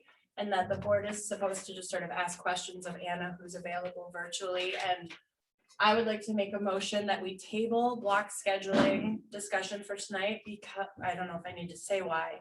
But I just believe that before the board is asked to vote on something, that the community and the board and teachers and students and staff should receive a presentation on what it is we are being asked to do. And that without that, I just don't think that it's appropriate to have a discussion, to ask questions, that not everyone's privy to all the information, and to have a vote, unfortunately. And so my motion would be to table this agenda item. I know some people may be here to speak about it, but we also have visitor participation at the end, in which folks could still make comments about block scheduling. Motion's on the floor, so. Is there a second to my motion? I'll second. So my, Time for discussion. I was just gonna say, my response is that I will own that decision as a team, because the presentation was presented in the February board meeting in its entirety. And then again, in the last curriculum meeting, I didn't feel that a third presentation was necessary. So I will own that. And I apologize sincerely to the middle school team who's been working for the last 3 months to bring this proposal forward, because I didn't think that a third full presentation would be necessary at this point. So to that, I would say the first presentation is different than the final presentation, and the presentation that happened at curriculum. I mean, people come here to the school board meetings for their chance to hear what we're talking about and to be able to participate and comment. And so it's a different presentation, is my perspective. And the curriculum presentation would have been asking somebody to watch an hour long of a 2-hour meeting of that presentation, because it included comments and feedback. And I think at least an abbreviated version and presentation is what our community, our board, and our staff and students would be owed tonight. So I hate to push it, but I No, would. and I'm not arguing. Yeah, your I know. I reasons or just wanted anything. to- I just wanted to own the decision because it was presented twice. I didn't see the last presentation as a final one. I saw it as addressing questions from the first presentation, continued conversation. But Ms. Young did say that she is willing to present virtually. She just sent a message, if that's what you feel that the community needs to hear. You know, I think the problem is she's virtual, and so, you know, not being here does The put things in. presentation's available. She's available to present it and to answer questions. I mean, I guess I would ask, I mean, does anyone else have any comment? I think that my concern. I is- second it for discussion, please. I mean, so this is a discussion item. I I'm mean, tabling it. Yeah. And You we're can- not voting yet, so, and my second is not yes or no to what I'm gonna decide, so I'm just like. I'm just saying, if the concern is that if the second presentation wasn't So presented. in its Anna can make the entirety, presentation virtually, so we have that information. She will make the presentation virtually. So do you want to vote on whether we? Well, table I was it or gonna say, I not? mean, either that or do you want to withdraw your motion? No, I don't. Then I would do a vote and then all in favor of tabling this until the next regularly scheduled board meeting, please signify by saying aye. In favor of tabling. Do you want to do a voice In vote? fa- No. You're asking for, that's fine. I'll do a roll call vote. All, please signify by saying aye when your name is called if you want to adjourn the discussion until the next regularly scheduled board meeting. Tamika Vukovic. Why do I always have to be first in every single vote? Why don't you go that way? You could call on me first. All right, Molly No. Petrolli, no. Then Wynn, no. No. Danielle Bailey. Yes. Tamika Vukovic. She's ready, you said? No. Then I would have voted yes, because I think it puts her in a bad position to have to do it this way. But the motion. But you know what? What? And the only reason I'm saying no is because, dude, I need the opportunity. Every time it comes back up, it changes. The presentation changed, something changes, so Okay. if we can get some of this out tonight. I don't think this is some of this. I think this is, we're getting the presentation and we're voting tonight. Can we make that clear? I mean, this is new business, block scheduling at middle, is this an action? Yes. This is an Okay. action and they're asking. us to Okay, vote. so I just want to just clarify that this is what's happening. Yeah. Ms. Young is presenting and we are voting tonight on this. I just need one second. Is it another motion to come on? Yeah, there's no other So motion it's right now, like- so. That's what I'm saying. I understand, I'm just saying it could. Right.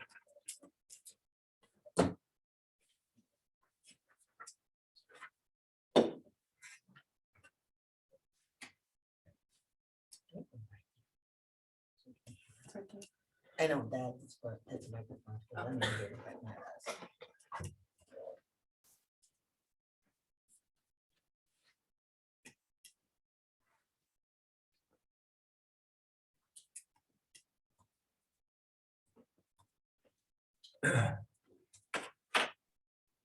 Hi, good evening. Can you guys hear me okay? Yeah.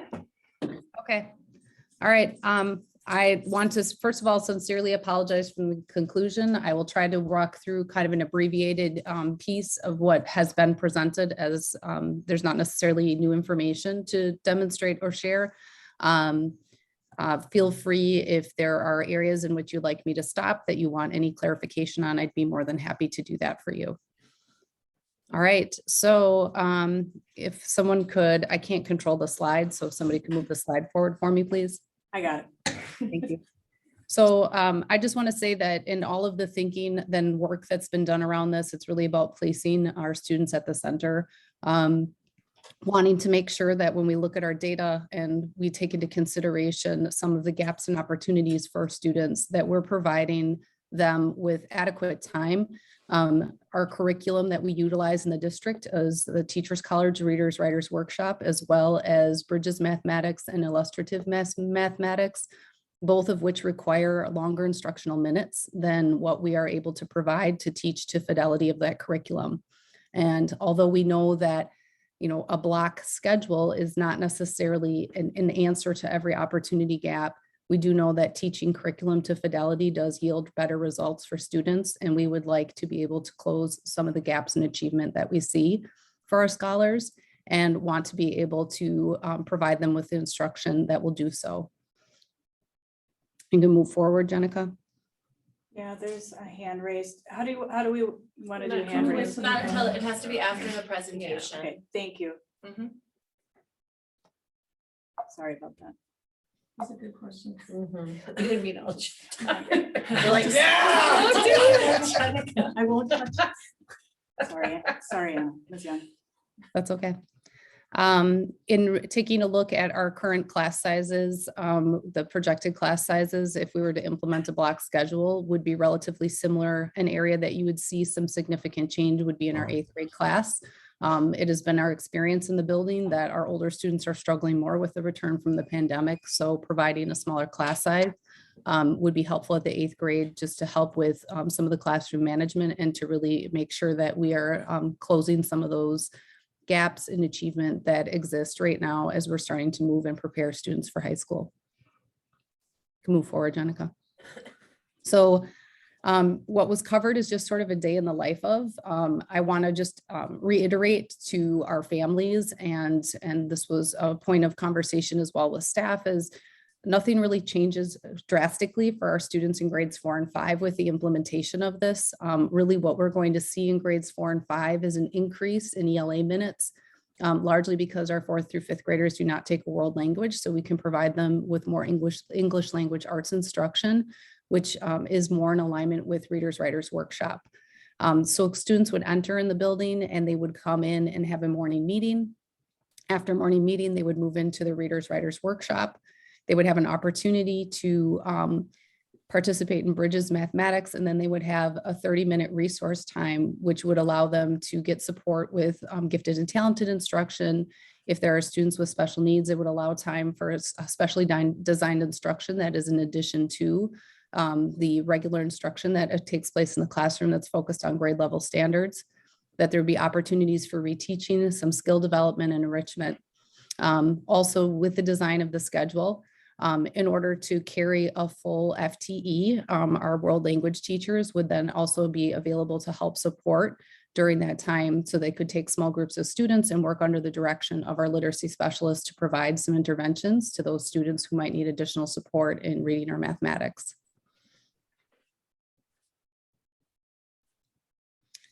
After their resource period, students would have an opportunity to go to orchestra, band, choir, or the general music humanities class. So there would be some options for them to take their music courses, and they would receive 40 minutes of music instruction. And then they would move into lunchtime and recess time. And part of the teacher workday in this proposed schedule would be that you would have teachers that would have a duty. And so we would have our allied arts teachers support in the lunchroom during that time, so we could have additional supervision in the lunchroom to help support our scholars and student behavior and just the efficiency of students getting lunches and, you know, cleaning up after themselves. And then also we would have our physical education teachers being able to supervise at recess, which could support some of the areas in which we see scholars struggling around competition and being able to play games appropriately at recess, and just another extra set of eyes out at the recess period. Our students would then move into their specials period, which would include 1 trimester of art, tech ed, some STEAM work in the Genius Lab every other day, and then 1 trimester of physical education every other day. And that is consistent with the schedule as it stands right now. Additionally, they would have 80 minutes of science every other day and 80 minutes of social studies every other day, which is an increase in minutes in social studies and science for our 4th and 5th graders. Jennifer, I think Danielle had a question. Danielle had a question. Yeah. For 4th and 5th grade, is the lunch and recess time different? Is that reduced, or is that increased, or is that the same? So currently this year we have, we're working on 50-minute blocks. So students go outside for 20 minutes and they're in the lunchroom for 30 minutes. What I can share with you is, and are, you know, anyone, if there's any teachers on the call who happen to be in the lunchroom at this time can share, usually our lunch service is fairly efficient. Kids usually have their lunch within 10 minutes of that, and they finish eating and usually are sitting and waiting for that last 10 minutes in order to be able to just go outside. So they're just kind of anxiously awaiting for their teachers to finish their lunch to come out and take them out for recess. And they're sitting at the tables. So it is a 10-minute shorter window, but we're right now the lunch and recess overlap between 2 grade levels by 10 minutes. And we find that the 4th graders are done before our 5th graders come in at that 10-minute lap. Does that make sense? Yeah, thank you. Okay. Yep.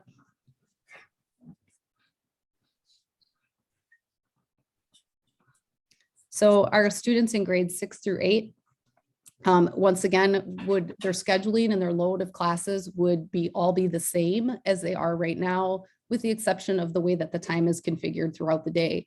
Right now, our students run on 50-minute periods. In the past, it was about 42 to 46 minutes. There's been kind of some iterations or variations of that.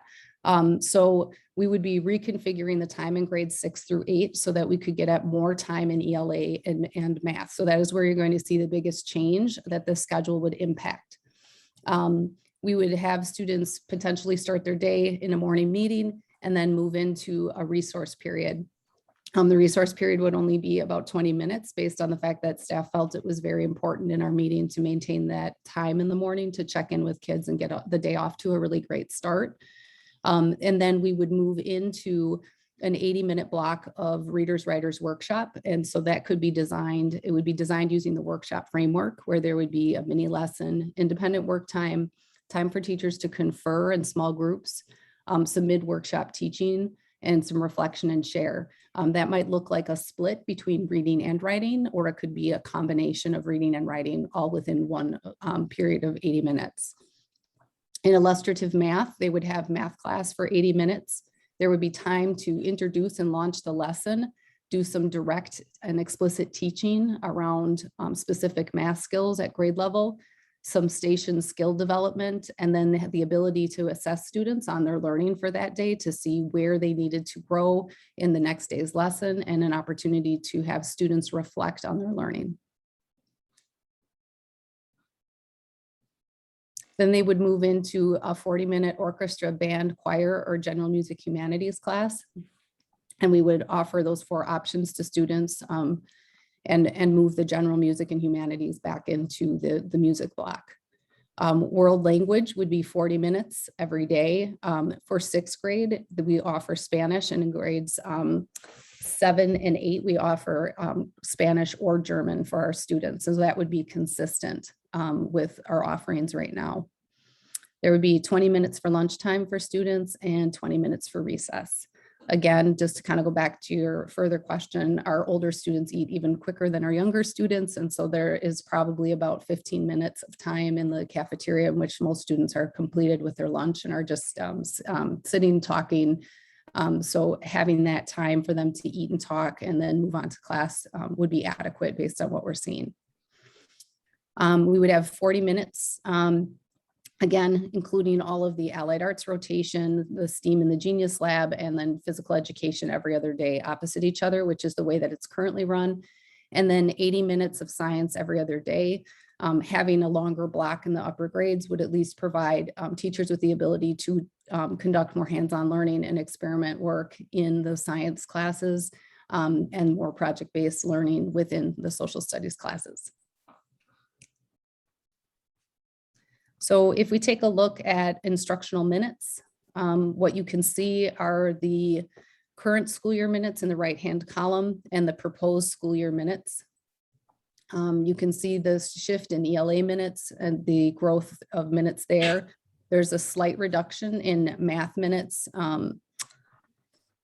with our 4th through 5th graders. And then you would also see that there is an increase in social studies and science in grades 4 through 5 and a slight decrease in grades 6 through 8. We are putting the same amount of emphasis on social studies, science, music, world language as they are right now. So those are kind of getting within the schedule, and the reconfiguration of time are getting equal attention within there. PE and allied arts, we are losing a little bit of time there because we have to move time around to make more time for those blocked periods of math and ELA. And then we are also, some of the areas in which we've had to scoot time around is to build back in a resource period for our students to have, as that was something that many of our families expressed earlier in the school year, that was a component that they felt was missing for their scholars this year. Can I ask a question about this? Yeah. Going back to your first presentation, you talked about doing a survey in which you found out about scheduling priorities for family, for scholars, for staff. And what I'm so we are cutting music, world languages, PE, allied arts, and those are all things that in your earlier presentation were listed as family priorities. World language, music, PE, allied arts. PE was a scholar's top priority. We heard tonight from some really awesome kids about their resource period that's sorely missed, which was a full block, I think of, you maybe said it was 42 minutes when I asked you earlier. I guess I'm having a hard, I understand you were moving parts and pieces to get math and ELA at this, at this level that you wanted it. I guess I'm wondering if at any point have you considered not as many math and ELA minutes, but still increasing them to somehow not so significantly take away from all these areas that our scholars and our families and folks have said, our priorities are things the kids are passionate about, things that, they come to school for. So I wondered if that was, part of, I know you considered lots of different schedules. I wonder if that was at all ever a consideration, or sort of how you're reconciling perhaps not meeting families and scholars' priorities, aside from the math and ELA increase. Right. And I just want to go back to saying that the second highest priority for both math, for math and reading was both parents. The family survey came back with that, as well as the survey. So it was the order of priorities was world language for parents, and then it was extra support in math and reading. And for our scholars, it was physical education and extra support in math and reading. So to look at the time, really it is about, to me, it's about balancing time. So if we're looking at the demands of what our curriculum is asking us to do in order to teach that well and to provide scholars with the time they need to be successful in two of the primary core content areas, what we're trying to do is create balance. So I understand what you're saying. Yes, there are less minutes, but we're not cutting the value, if that makes sense. So we're trying, like in my mind, the way we reconcile that is to say, like, how can we build in more minutes to support some of the core academic learning and the primary function of what our scholars need in order to be successful there, and to look at some opportunity gaps. But how do we bring balance in a schedule so that we're still prioritizing in the same way our music, world language, and social studies and science? Does that make sense? So if I have to shift time around, what I'm doing is not trying to, I'm sort of like moving some of the minutes up to math and ELA, but it's not that I'm taking away the value of those programs, because we're offering them and we're still allotting a chunk of time to them that is equitable to some of the academic learning that they do. I understand that. I guess just a quick follow-up would be, I know one of the non-negotiables, I believe, for music teachers was weekly rehearsals and lessons, and I'm wondering if that is being met with music receiving less minutes. And I felt like that was a struggle for them this year to meet that, to have that, and that's why they voiced that concern. And so I'm wondering if that non-negotiable is met in this current proposal. So part of building back in a resource period is also to be able to provide lessons during that time. Additionally, because of the way that the time is spread over, like, so basically their teaching load is going to be similar to their teaching load this year, but we would have additional time during the resource time that students could be pulled out for lessons. And then the configuration of the schedule would allow them to access students on a rotational basis out of the academic classes, like they do now and they have in the past. What I would say is that there can be, if you notice, there are areas in which I've built in some additional duties for our allied arts and PE teachers. Those additional duties would not be built in for our music teachers, so that it would provide them with what I would consider to be like their duty would be like a lesson time. So they would have that built into their schedule to be able to provide those lessons. Does that make sense? It does. Can I ask that when you sort of settled on this proposal, did you then set up meetings with these various groups of teachers, like allied arts or PE or music, to consult with them then about the impact? Because, you are asking some of these groups to take on different duties from before, or their minutes are being impacted, et cetera. Did you have those meetings with any of these groups, or? All of the scheduling meetings were held during a common prep time in which all staff could attend those meetings, and in the morning. Additionally, I had a meeting this past Thursday where I went over this specific information with our allied arts, PE, and world language team. Not all members attended that meeting, even though it was a scheduled meeting. Okay, so so it was the invitation meetings, but there were no specific meetings set up with these groups to consult, get feedback, et cetera. It was if they chose to come during their prep time to these meetings. during the morning. It was during the morning time, and their scheduled professional learning meetings that were given to teachers as a calendar at the beginning of the school year also are communicated to teachers that they're to be in attendance for those content meetings at the start of the week. I was told by the music teacher that they could not attend the meeting because they had something else going on. So I shared the information with them. And then I also followed up with a physical education teacher who reached out to me as well, who could not be present that day for personal reasons. I'm sorry, what parent input have you gotten in this process? Unsolicited or otherwise, besides the one survey? I have had 2 parents reach out to me with questions regarding block scheduling and provided them with resources and answers to their questions. And those were the other 2 pieces of input that I've gotten. But they weren't really part of the formative plan.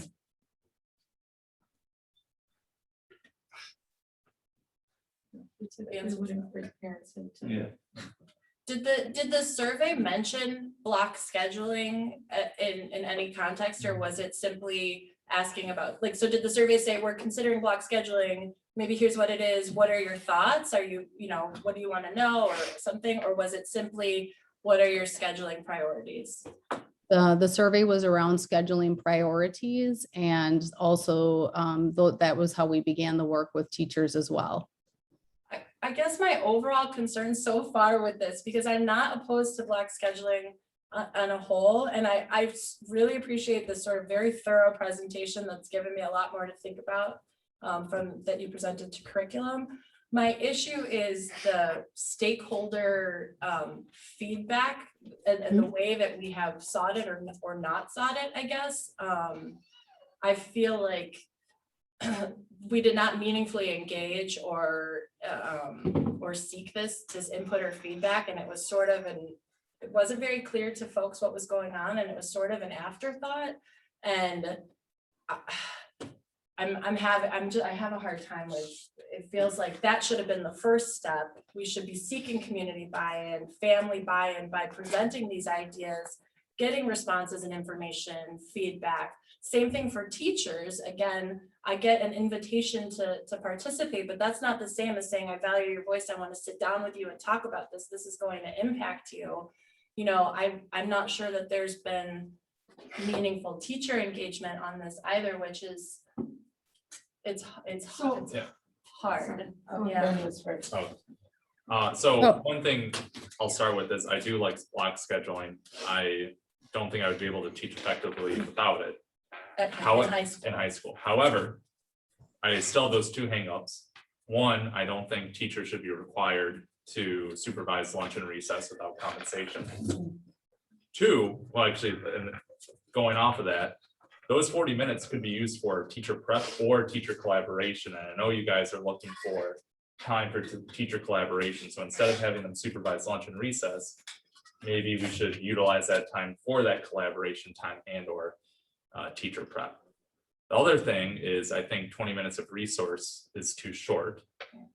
And so having that be 30 minutes would be a lot better. And, you know, we could have during that time, you know, it's resource. So maybe, actually, I don't exactly know how that would work, but maybe, you know, Lolita could have, you know, a class during that time, but a 20-minute block for her is going to be too short. So those are my 2 hangups still. Those questions weren't answered since the curriculum meeting. So those are my 2 thoughts. I wanted Tamika, go ahead.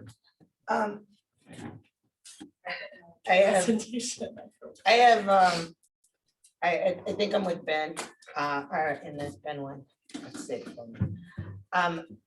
I've seen, this has been trying to come out, this black has been trying to come out for at least 5 years that I know. I know it's 2 administrators have happened. The problem is, and this is the same thing that's happening now, is that they wait until the very last end of the year want to try to do it, and then want to implement it the next year. And that is where I have the issue. It's not the block. It's not block scheduling. This is April and you're trying to implement this now. Why weren't we talking about like literally having good conversations in September, October of last year and saying, we want to implement this next year? That is my biggest thing. So I don't have a problem with block. I don't necessarily know if I want to implement it this year and give you a whole year. Say, I want to implement this in 2023, 2024. And then you have time to dig in, work on stuff, figure out stuff. You know what? Our curriculum may change next year. Isn't review on curriculum changing, or it's a review? There's so many pieces that may or may not happen, but doesn't curricular, like we review or something like that? Math at least. I know there's something that we review, but all of that, all these things, all these changes, and it's there. Now, I think Anna has, Miss Young did a really good job, and I understand it more. But it's just the fact that it's gonna be implemented so fast. I want to, and other part of it is with resource. Well, I know that some teachers have expressed they want those meeting times at 10 minutes. Why can't we have it Monday, Wednesday, and at least so you can have 30 minutes or more sessions? I just think the idea is great. I think I think they're really coming up with something. I just don't think the implementation in, what is this, April, May, June, July, August, September, to implement it, teach teachers how to do it, give them the resources how to do it, all in a few months. Because I know we do this before and we've done it before, and it has backfired on this board where we have implemented something, you know, oh, this is gonna be great, we're gonna be ready for it, and it does not happen, and we're like kind of scaling. So I don't have an issue with the block scheduling. I have an issue with it being done next year. I'm sorry, I interrupted her presentation to stray about feedback, so. Sorry. But, yeah, I don't know if we want to. I would like to, if I can comment. First of all, I want to make sure it's abundantly clear to everyone who's listening and everyone in this room that there's no question about the sincerity, the motivation, the expertise, the commitment that our staff has put into this. When the board looks at these questions, what the board looking at is questions of policy, and questions of policy oftentimes rightly involve, you know, stakeholder input and our own experiences. I may be showing my card a little bit to show you that, to tell you that I'm a huge supporter of resource, not because of Ms. Morales. Well, listen, I mean, the gifted and talented thing, and we glossed over that component a little bit. But this year, gifted and talented specifically, to separate that just for a moment from kind of STEM activities, gifted and talented, instead of it being in a separate class of offered in resource, when resource was removed, which is another story, because a lot of people were taken by surprise by that, the board included. When resource was removed, that meant that was part of a transition that was intended for gifted and talented to be services to be delivered in the classroom, which I'm a little bit unclear about what, you know, and so it's one thing, how gifted and talented services are going to be integrated into the day-to-day. But Allison, Anna, you presented a sample schedule, and the resource had for 6th to 8th grade, it was 20 minutes in the morning after the Monday morning, after the morning meeting. And I mean, between that and lessons and everything else, I don't see how resource, which is really important. My kid's an 8th grader, she has tons of homework, she has lots of work to do. If you're gonna shorten that and prevent people from being able to go and get the help that they need, or go to, you know, whoever a band director is, or Ms. Alvarez, you know, for an additional lesson, you're taking away time from that. And lunch, I get the timing issue and I can see some of the math, but I gotta tell you, kids need to unwind. That's one thing that they haven't been able to do, and I put value on being able to sit and talk. I don't think it's a waste of time, and I don't think, and I've also heard, and this happens, right? This is our fault. But there have been long waits, and I know that there's been a lot of effort to try to deal with those waits, and I appreciate that. But 20 minutes in and out, it's a tough thing. Music, we did a lot last year to try to rejigger our schedule to address how we were going to deal with music. And I feel like removing time for music is a tough call too. Maybe it's of the right call, but I don't like the idea of lessening the amount of time that people have for music as well. So I am very keenly aware, and this goes to one of the other items that we have, that we need to do better work with engaging our students. We need to do better work with engaging our teachers and having our teachers have better and more effective plan development. That's a really important thing in terms of professional development. I think that we have a lot of things that we can do. And I think that there's a lot of things that are great about a block schedule program. I am not opposed, as everyone else said, in concept to block schedule program. I mean, we already have something like that anyways. So this is taking a big step, but a step in that direction. So I'm not hearing any opposition to that. What I'm concerned about is the big step and the tweaking. And I guess I'm not ready to give thumbs up to a plan that we don't see all the components of. We don't have all the schedule up here. I don't think all the parents have been able to look at these sample schedules, know exactly what would happen when. I'm just not ready to say yes to everything tonight. I'm ready to say maybe we can address the concept, but not ready to say yes to everything. Okay, so then. I'm sorry, I'm gonna make a motion. If it goes through, it goes through. I propose that block scheduling be moved to not this coming up school year, but next school year. And therefore, they can plan and do what they have to do. But it also gives Anna the chance to, if she doesn't get it, she's not getting it, so now she can move on and build what we have to do for next year and not keep going back and forth. So that is my recommendation. 23, 24 for 23, 24. without a plan, without. We know it's going to happen. We all said that we want to do this. And the plan is for a year. You have a year to plan it. And we could even put in the motion that they come back and come back and schedule times and give us updates. But everybody here has said they're not opposed to block, but it's the timing of it. Why do you need to vote to approve it in a year? Why, I mean, I think if Then if vote, as a then board I- saying we are open, but there's more information, I personally am asking for more stakeholder involvement and input. But that's not I'm gonna asking happen this for- year, Danielle, because. So you it's want to give them a literally go ahead to April. start preparing No, teachers? either say no or do it, because if they don't have enough time this year, if we don't do it today. And then Okay. that's what I mean. Clarify your It's not- motion, please. Clarify. Can you just say it again? What is it?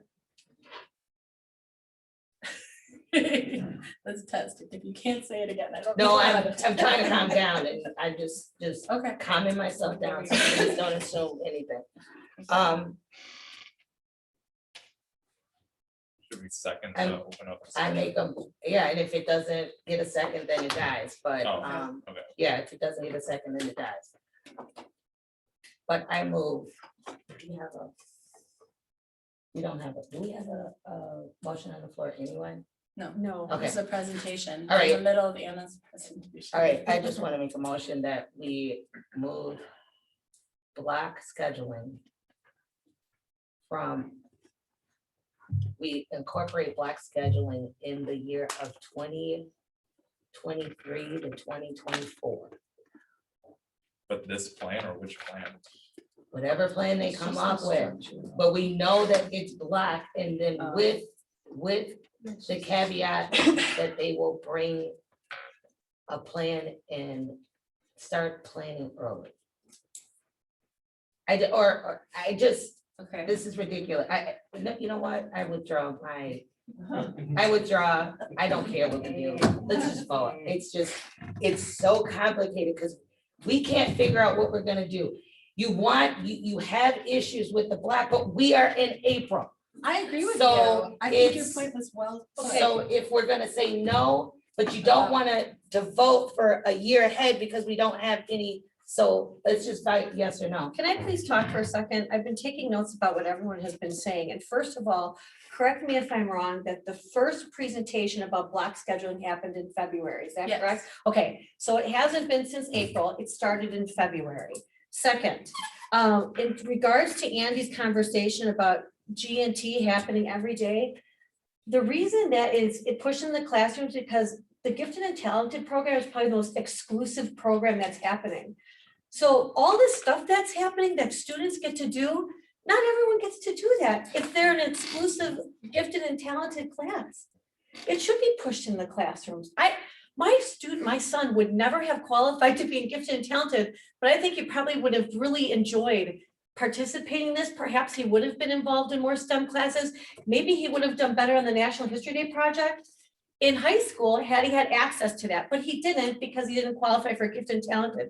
Secondly, about lunch, I have to trust my administrators that they know that lunch is too long for kids and outside is where the action is at. They don't want to sit inside, they want to be outside. And I have to trust Ms. Young that she knows that. Also, planning time. We talk about the lack of planning time. Our board took away planning time when they suggested that we have early release. We just took it away completely. Wait, sorry, can you explain that? What are you saying? We were talking about this block scheduling will lead to less planning time, but we took away the opportunity for planning time when we voted no on early release. So they really don't even have any more planning time next year anyway. Lastly, we talk about planning and all this planning. I doubt that the only plan that this administration has is what's on the board here. I am guessing that there is a ton of work that has gone on that they probably don't want to inundate us with because it'll be next October before we get everything answered. You've asked about, you want to see the presentation. Here's the presentation. And now here we need to see something else. At some point, this board has to act, whether we approve it or not. But I feel like there's been planning that's happening. So let's move on something here. Ms. Young wanted to mention something. I thank you to the board for your input and your feedback, and thank you, Ms. Krahowiak, for what you just had to say. I want to say to you that this process began last year. We started discussing block scheduling last year. We had teams of teachers that met with me last year. We continued that conversation once teachers got up and running this school year. We started in November. And so it isn't an afterthought and it isn't being rushed. If you don't feel like the plan should move forward, I would echo the need for a decision to be made, because what is loud and clear is that we need to build a resource period back in, which means that I will be taking an equitable approach. In a traditional schedule means that then all of our classes would sit at about 42 minutes. And that includes our lunch, which means that we will be taking some academic time away that we had this year. It also means that teacher prep times likely won't change at all. In fact, they'll be diminished to what they would be in a block schedule. So I understand the concern. I understand you wanting a more effective plan and some more stakeholder input, and I'm more than happy to do that work. I'm here to help service this community and the children that are in it. But I also would be remiss to not tell you that, to Ms. Krahowiak's point, there are students in our building right now who benefit and there are students who do not. And I am trying to be a voice for all students. And I think those teachers who have walked through this process with me and who see the data and who look at it are also trying to be a voice for our students to provide them with the very best that they can and to get at some more equitable practices. So my intent is to service children, and in that attempt, if that doesn't satiate the board's need for stakeholder input and you want to postpone it, that's fine, but please understand that then that results, if we're building resource back in, to reduce time in academics next year. And I need an answer because I need to move forward. I need to schedule students with IEPs into classes. I need to be able to think about where I'm placing students in schedules, and my teachers need time to be able to plan for that. And right now we're in a holding pattern. So what I really need from the board and what my teachers and my staff need from the board is a decision so we can do our work for children. So that's all I have to say. Thank you. I know that you've done so much work, and I do not think this is an afterthought. I do not question you. I saw in your presentations how many iterations of schedules you have gone through. Nobody's questioning your intent or any of that, and that you are trying to put students first. I have questions. This presentation we got for curriculum, if that had been our first presentation in February, we would be in a different place now. If we had started by engaging stakeholders and valuing their input, including teachers, which I don't think their voice is in this. I've seen who the teachers are that were involved, and it's not, I don't know that we're hearing the voices of the teachers loudly. And I think that this plan asks a lot of them with very little preparation or training. The research you provided me, Anna, says that this will not be effective if teachers are not prepared or supported prior to its implementation and during. And we can't guarantee that that's going to happen under these current schedules. And so I understand that you need a decision, but I'm not speaking for myself or the board. I'm speaking for the community, and the community that's reaching out to me, expressing concerns, which might not have happened if we had approached this, if we had flipped the process. And then we would be in a place where this presentation from a week ago or 2 weeks ago might have been the first place. And we would have been having this really good, meaningful, productive conversation then and for the last several months. So Tamika, I agree with your point. The fact that we were asked in February about this and sort of like, whoa, as it almost felt like an afterthought that the board was being told, it was like, this is what we're gonna do. And we said, well, when is the board gonna approve this? And there was a scramble to say, I think, okay, we'll present to curriculum and then we'll present to the board again. Like that part is what's hard for me. I feel like this process I don't have to have so many questions. And thankfully, Anna, because of your presentation, a lot of my questions were answered from that curriculum, but I still have issues with implementation, like I think what have been expressed and resource and the things that have been expressed. Those could be ongoing conversations that had happened earlier. I think the timing is unfortunate. And if this is not something you will pursue because the decision is not what you want tonight, then maybe that's unfortunate too for our teachers and staff, but I have a problem with the process. And I don't think that it should say that she's not gonna pursue it because the decision is. Okay. No, she didn't say that. We have to set up a new schedule. I know, but figure why out is that being put how on to the put- board? But like, why, if I'm not It's comfortable just a moving fact. forward? Nobody's trying to put it on. Okay, anybody. yeah. It's Well, just I the just, reality. it feels like I It understand. It that, doesn't and feel good, but It's just the it's reality. just. I would be a Can lot we more see what- comfortable if we could, well, Yes. all right, I'll reserve that. I'm gonna open it up. We had someone with a hand raised for some time, so the process will be if anyone within the room has a question, to raise your hand. We have someone who will go first. If anyone online wants to make a comment or ask a question, then please raise your hand within the chat function. We're gonna stick to the 3-minute limit. I'm gonna ask everyone to be respectful of their comments, and if questions have been asked previously, to not repeat it. So with that said, please state your name. Angela McGuire. I am the art teacher at Parkway School, so I'm not, a member of Glen Hills, but as a teacher, my question simply is, how many teachers are on board with this plan? And I know Ms. Young said that some teachers have been on the committee. I'm wondering how many, and are the rest of the teachers aware? And have they bought into the idea? Are they excited about the idea? It sounds like the plan has been in the works since the beginning of the school year. And if there's a good plan in place, and if it's gonna be for the benefit of the children, then regardless of the fact that it's April, I mean, if there's a plan and we can get it moving and the teachers are on board and excited, I feel like it's okay to go ahead with it.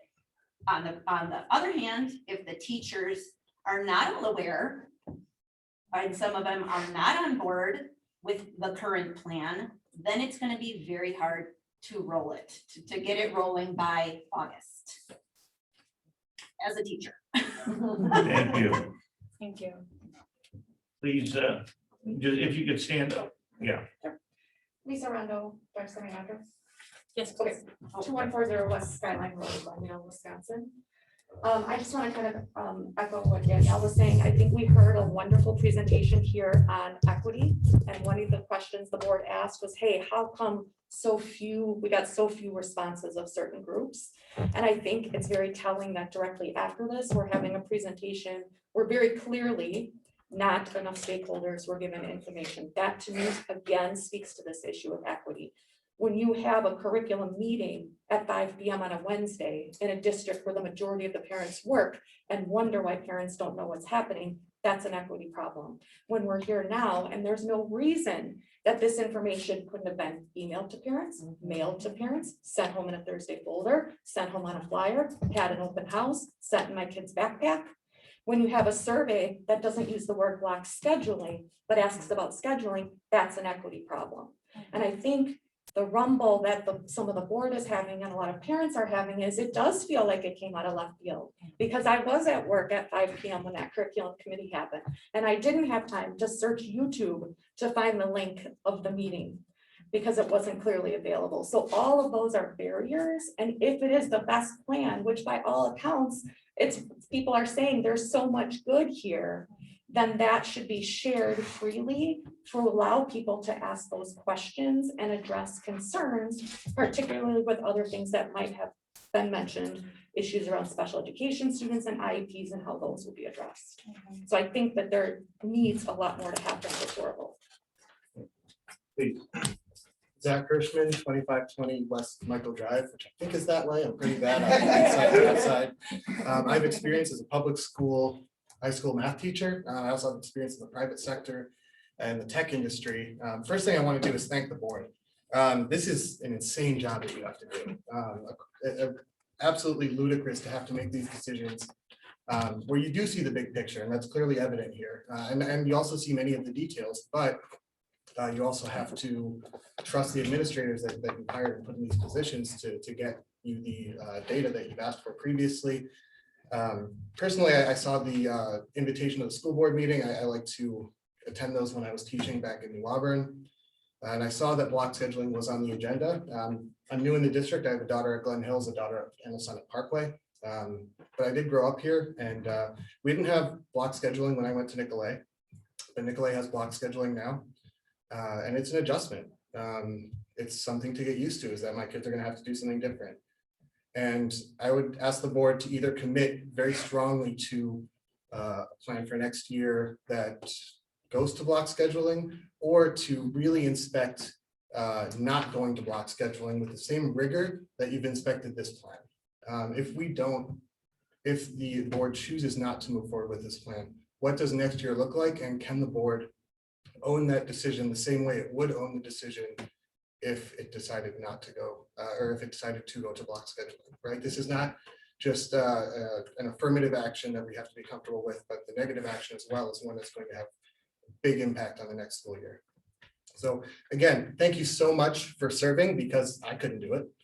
And good luck with the decision. Thank you. Okay, oh, please.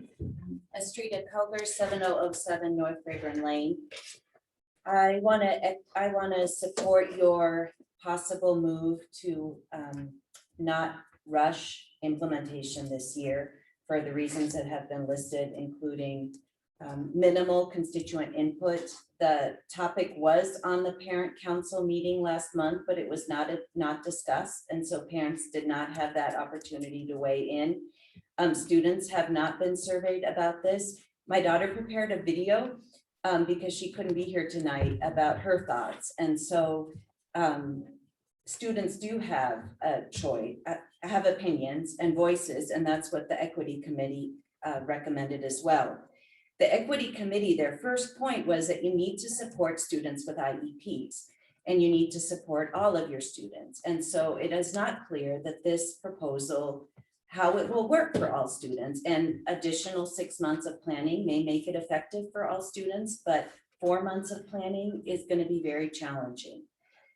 I agree with Ms. McGuire about the role of teachers and their preparation, and with Ben about the concern of teacher time, how it is being used for supervision of students rather than teaching the material that they went to school and have spent countless years doing.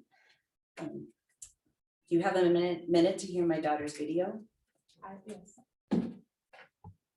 I'll have to come closer since, can I approach the bench? If there's no objection. I'm attended present tonight because of the first meet of the Grindhouse track team. I heard that you may be changing to block scheduling next year. Here are a few reasons why I think that is not the best idea. Firstly, sitting in classrooms for 50 minutes is hard enough, especially for certain classes. In math class, we spend a lot of time in our workbooks, which is challenging for me and other fellow students. If math class would be even longer, it would be even harder to concentrate. It will be very hard to sit in metal chairs, alternating our eyes from the board to our workbooks, or from the computer to our desks to papers. Secondly, taking away time from any other classes would not benefit the kids coming from a kid. We will not be getting equal learning opportunities from all our class periods, as all the classes we attend have the same importance. For example, science and social studies provide learning opportunities about the world around us. Also, taking time away from other classes such as gym, art, and band takes important time away. That time either allows us to burn off energy, which is very needed, or to express ourselves. We do not have the same opportunities in our other classes. Last year in gym class, we learned that kids need 60 minutes of MVPA, which stands for moderate to vigorous physical activity per day. Reducing gym class time will make that goal harder to reach. So overall, changing to block scheduling would not benefit any of the kids, because it would be harder to concentrate in classes, and it would also take time away from other fun classes. And yeah, thank you. Okay, if there's no one left in the room physically, oh, I'm sorry. Hi. Hi. Hi, Darcy Hamlin, and I am at 5822 North Sunny Point Road. I just want to thank you again to echo the appreciation for the rigorous and critical thought that you are giving to this very important decision. I also was unaware until very recently that the move was going to be for block scheduling. And so I am very grateful to be able to be here tonight. I am the most concerned as a musician. I play with the Milwaukee Symphony and I have an undergraduate degree in music education. I'm very, very, very concerned with the siphoning off of time and resources from the humanities and the arts education. It's especially following such an amazing presentation on equity, diversity, and inclusion.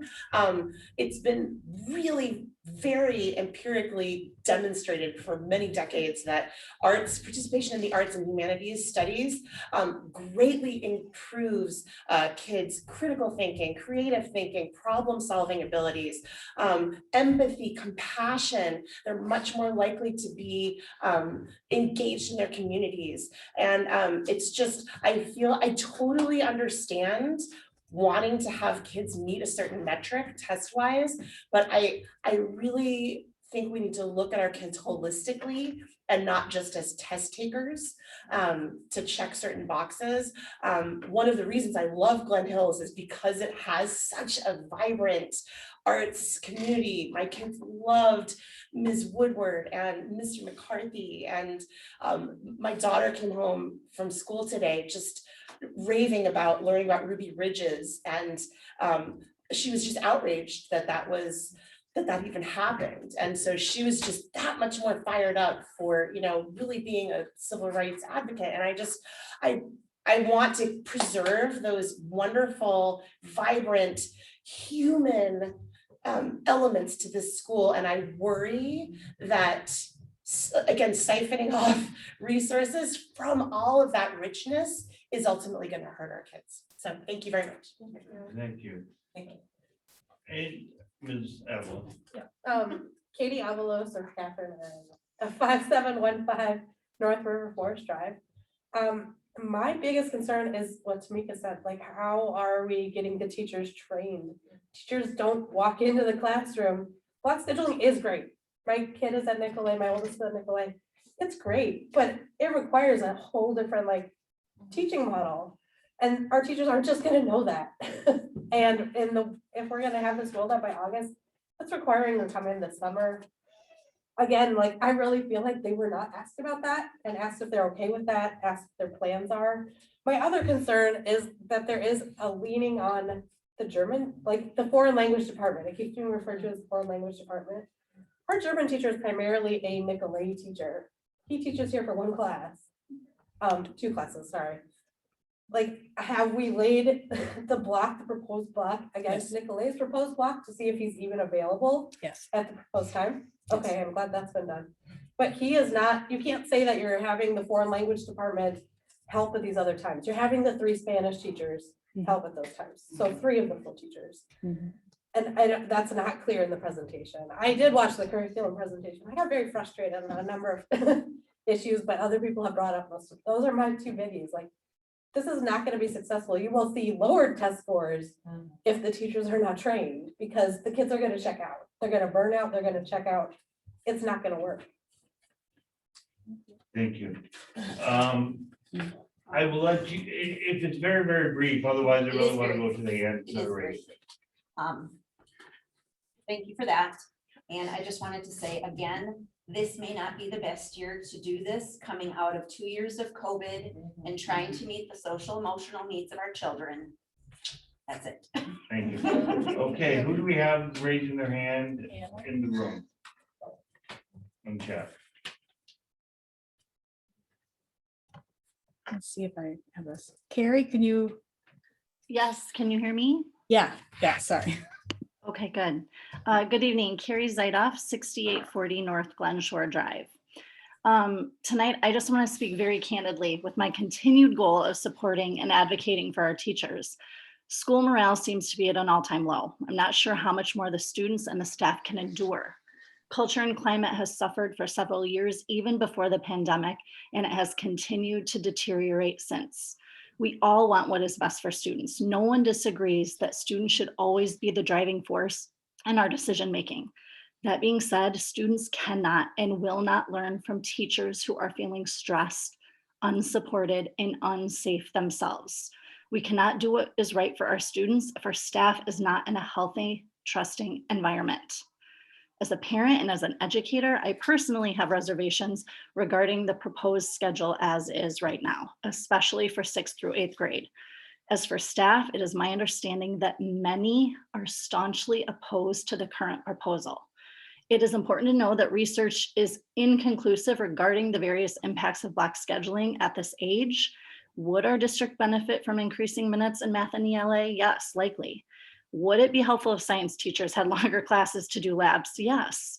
I think the increase from 50 minutes to say 65 minutes, for example, would allow us to achieve those goals instead of 80-minute blocks. It would be more manageable for staff, and it would also be more closely aligned with other area districts. It's imperative, many people have mentioned this, to maintain robust opportunities in other subjects such as music and world language and other supports for fostering social emotional learning. A well-structured and appropriately scheduled resource period could be beneficial and more equitable. But again, I do not see those components in the current proposal. We obviously, and with very good reason, continue to worry about the mental health of our students, but we also need to prioritize the mental well-being of our staff on a much deeper level. This is difficult to say aloud, but it must finally be recognized. There are many staff members in our school who do not feel like their voices are being heard. They cannot or they do not feel that they can speak and share openly and honestly in this district. I do not doubt that all the employees genuinely care about our school, and administration included. However, I am appalled at story after story with the continued theme of staff feeling disrespected, devalued, questioned about their experiences and their interactions with students, and then told there is not time to listen to those concerns. We are at a crossroads. Our teachers and support staff are looking for other jobs in other districts right now as we speak. We've lost many quality educators in the last several years, and that trend has potential to continue. We talk about needing to make changes now to increase rigor and instructional minutes to close opportunity gaps for our marginalized students. We can't keep doing what we've already been doing. Now is the time to change, but maybe the change isn't about a dramatic shift in the schedule. We need to become a district that truly listens to our teachers. Maybe we can be the district that actually starts trusting those who are in those classrooms with our kids every day. To me, the decision isn't about block scheduling. Tonight, the decision needs to be made that shows how committed we actually are to listening, respecting, and valuing our teachers and support staff so they can meet the needs of all of our students. That's all. Thank you. Thank you. Tamika? I want everybody to hear this because this is the hard part for a board member. Because some of us hear from teachers, some of us don't hear from teachers, some of us hear from administrators, sometimes we don't. Then we hear stuff like this.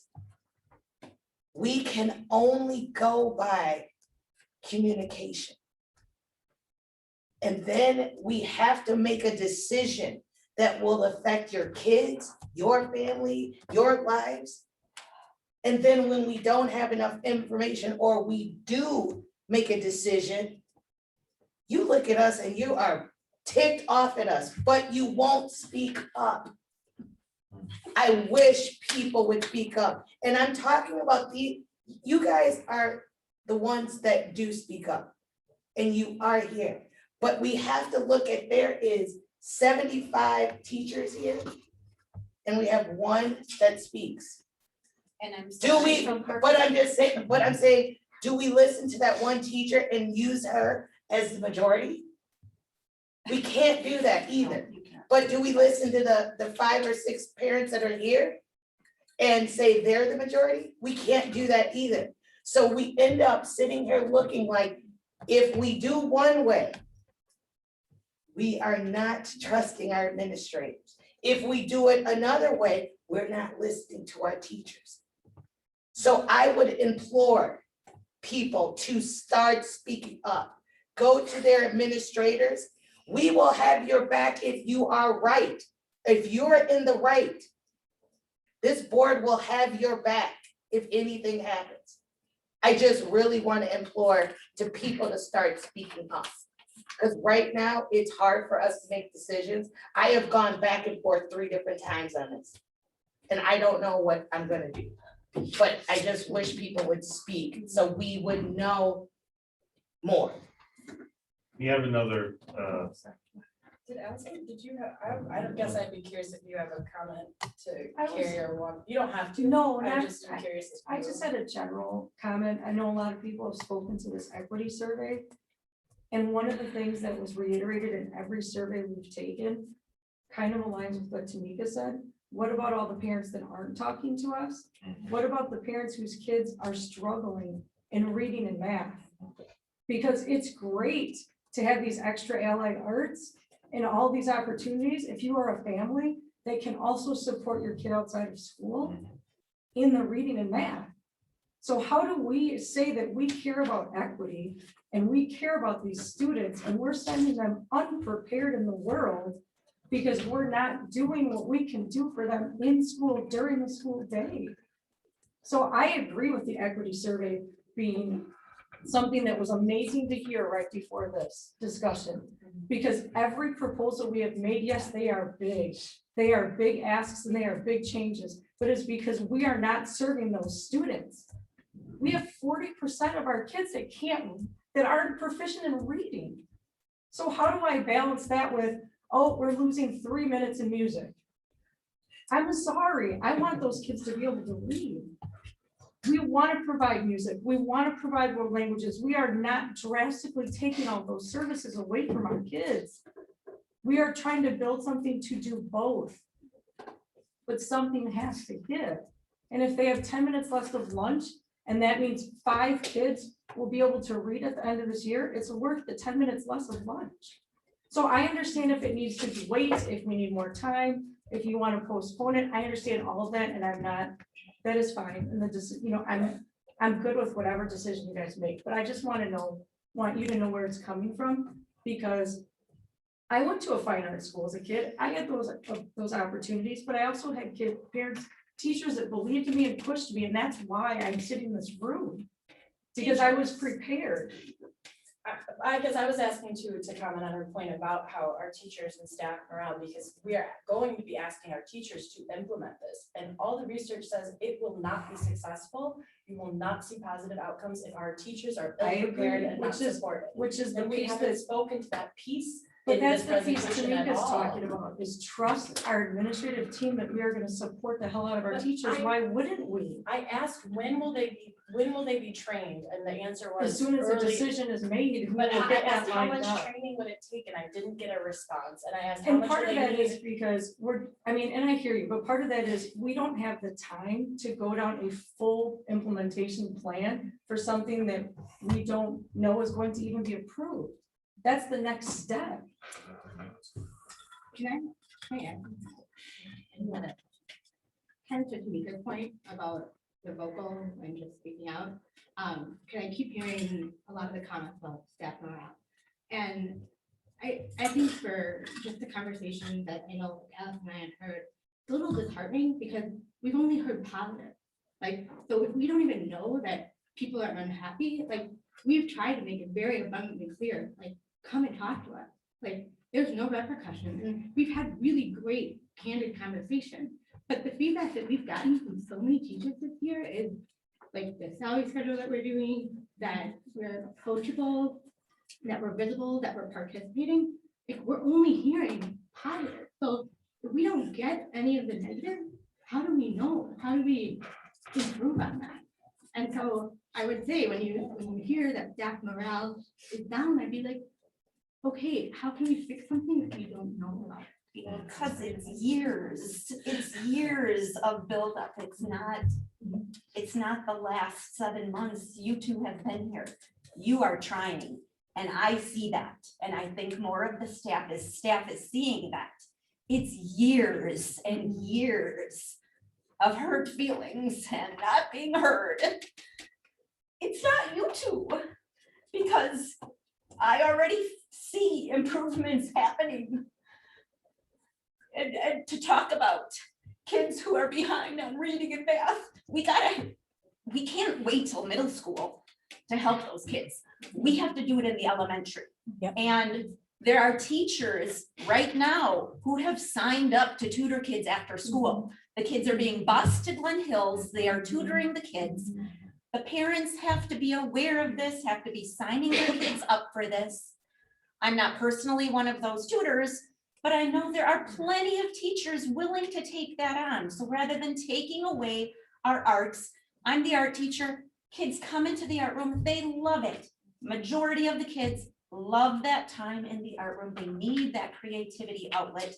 They need that time to communicate with each other. The art room is not a silent time. You know, it's an indoor level time. I want them to be talking with each other, bouncing ideas off of each other, sharing ideas. They need that. We cannot take that away from them. And I don't want to take that. Right, I know you don't. I know we're talking, Something's gotta- I know we're talking more about the middle school and the block scheduling and a few minutes taken I off don't wanna here take or it. there. And I know you don't want to do that either, but we need to address those issues at the elementary school. You know, we got to talk about those K-5 first grade, second grade, third grade kiddos who are falling behind. It's got to be early on. And if we offer more after-school tutoring opportunities, you know, that's great. I'm sad to say teachers need the money. We give them a little extra money, they're willing to do it. That's actually why I'm here to talk to you about the new salary schedule that these wonderful women are bringing forward, because I have some other things I want to bring to your attention. I know we're not there yet, so we'll get to that. That's why I've been sitting here this long. Yeah. But all those other things, you know, teacher morale is not low because of And I get that, and I just want to say one more thing, this is a work in progress, I'm not blaming any single person, I'm not blaming any single administrator. I do blame, one thing is that, talk to us, that's what I blame, let me hear. I think I have, and I can only speak for myself, but every single person who has called with just giving me information, I have responded, and thank you for your response. I have taken that in consideration. There was 2 teachers who needed to talk to me about an issue, and they said, could you call me so I can understand? I talked to both of them. Any person that calls me that says, call me back, or can I talk to you about something? In the 6 years, I have called them back. If they're just writing to give me information, I usually say, thank you for your information. I think any one of us, including now Carla, will do that, but we need to hear it. But it's a relearning by the teachers, because we have had a board that hasn't always listened. And so, I'd really well, like to, okay, yeah. individuals, yes, I'd but really like to stick to, we have, and by the way, Jennifer did also have her hand up, very patient. The other 2 other people who are lined up for visitor Should we, participation. do you want to go here and I'll wrap up? Wonderful Ms. Westphal has to say, We can go here or, first. yeah.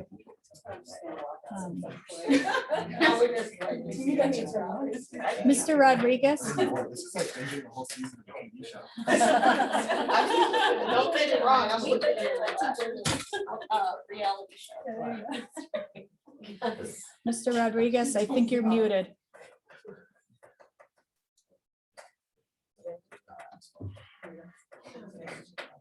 Okay. I'm going to skip Mr. Rodriguez and move on to the next one. Jenny Doss, I'm going to call on you. Jenny, you there? Yes, here I am. All right. All right, everyone. Jenny Doss, sorry. Hi, my name is Jenny Doss. Jenny Doss. Jenny Doss. Hi. Oh, can you do your? 6605, can you hear me? Yep. Yep. Excellent. 6605 North Rayburn Lane. I am going to speak to the statement of how would you feel if you had a student who cannot read or do math? Because I can speak to that. Because my students came to Glen Hills and I had 2 of them and they couldn't, well, 2 of 6, and they couldn't read and they couldn't do math. And Lucy Calkins did not help them learn to read, nor did the math curriculum teach them to do math. They did, however, learn to read, but not because of Lucy Calkins, but because they had amazing teachers who taught them with systematic phonics. Those teachers have left our district. My students made amazing gains in their reading, but again, not because of Lucy Calkins. Once their teachers left, their amazing gains in readings stalled. And my one child gained 3 years of reading in 1 year. And since her teacher left, has only gained a half a year each year. My other students has continued to gain about 3/4 of a year since her amazing teacher left, without their systematic learning of phonics. Although I am a teacher, my ability to come home after teaching all day and then working on my caseload when I have 6 children is not so much. So when we're talking about students who I agree need work on their reading, but we're wondering if doing 90 minutes of the same thing is going to give us different results. I have to question that when, in fact, maybe we need to be asking a different question. I also have some challenges about teacher preparation, as well as I as a parent, am very involved, as you've heard from me on many occasions, and answered the survey, but at no point did I think I was answering a survey about block scheduling, because besides having concerns about having my students spending more time with Lucy Calkins, I also have concerns, as other people have stated, about students staying on task, especially 4th and 5th graders, which I mentioned in the curriculum committee. So I think that pretty much sums up my statements. Thank you. Thank you very much. Thanks, Jenny Doss. And then, is there still another one? Mr. Franklin. Ms. Rodriguez? I've asked him multiple times. Okay. We can go back, we can go back. All right, well. I mean, we can go back again. Ms. Lucas, Call the question. Yeah. all right. Can I just say? Oh, go ahead. Are you sure?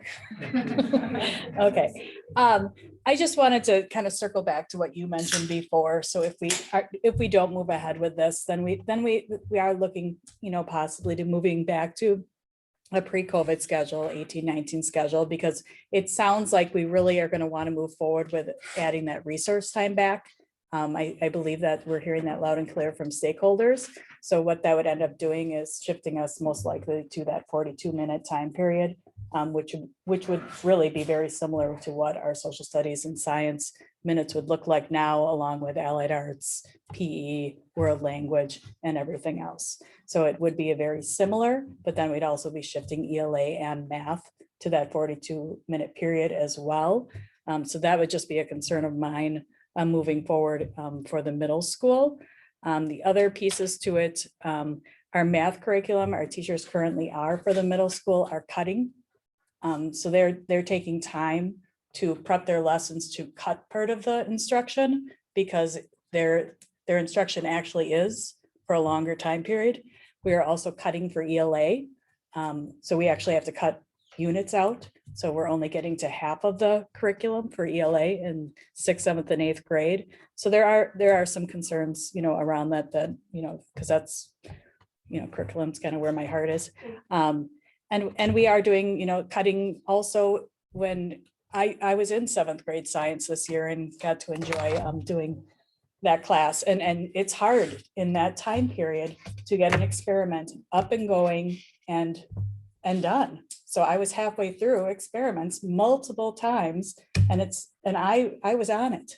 I was quick, and I still couldn't get it done. So I understand that would be a tricky thing. So I do think there would be a lot of positives coming from that extended time period in some of those curricular areas.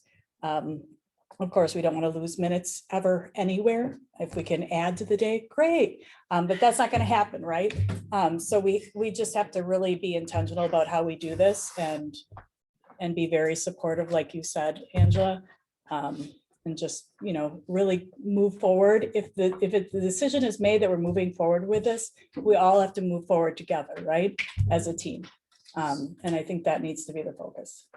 If not, we still need to, move forward with something as a team. So just my 2 cents on that. Thank you, Jennifer. Thanks. Okay, so Ms. Lubick has raised a motion. Called question. We don't actually have a motion ongoing, however. But it's in discussion, so that's So what it is. the motion is in discussion, which requires 3/5 vote. So I think we're. That's second and the 3/5 vote. Yeah, so is there a second? I second. And is on voice votes, all in favor of motion on question? Please, aye. Aye. Aye, okay. So any opposed? Yes. Nay. Opposed? It sounds to me like guys have it to call the question. So now we have finished the vote discussion. We don't have a motion pending. So the question is if there's going to be a motion. I would make a motion to approve block scheduling minus the early morning meeting, so you have 30-minute resource, and then take away the teacher's requirement to supervise lunch and recess. And they provide it as prep time, or provide stipends for them to supervise lunch or recess. I motion. Okay. Just. So that's just my motion. We can. Well, vote there's for a it. second. Yeah. Is there a second? Is there a second? Yeah, I'm sorry, and I'm just, could you just state the motion again one more time? Oh, okay, it's to approve block scheduling minus the morning meeting. And then take away this teacher supervision responsibility. About resource? Oh, resource would then be 30 minutes instead of 20 minutes.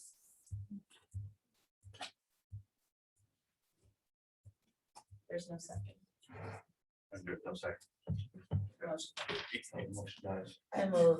that we- I mean, I would also I- mind I- that we don't have to make any motions either. I'm making a motion that we approve block.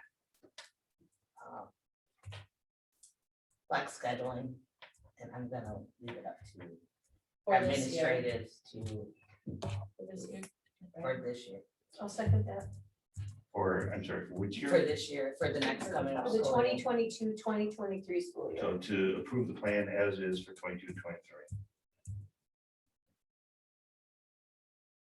And can you go into discussion one time? 'Cause this is Yeah. meeting.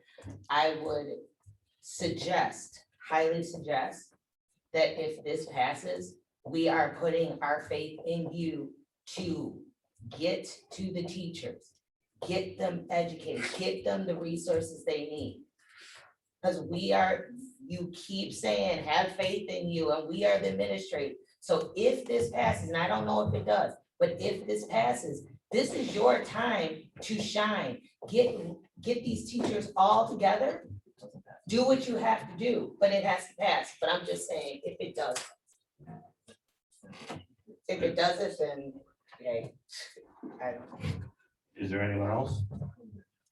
Okay, then on a roll call vote, I will ask those in favor, starting with Ms. Vukovic. Yes. Molly Krychowiak, Yes. Sten Wynn, Yes. yes, Yes. Danielle Bailey, No. and Dan Franklin, no. 3-2, block scheduling passes.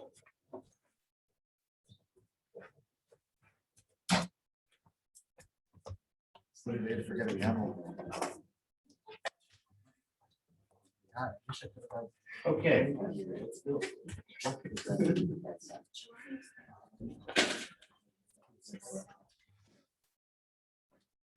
Staffing recommendations, item 3B. There's also 3BA and 3BB. Does anyone want to take an adjournment? Yes. Take 5 minutes here. Well, I'll do motion. Anyone, motion to take adjournment? Need a motion? Fine.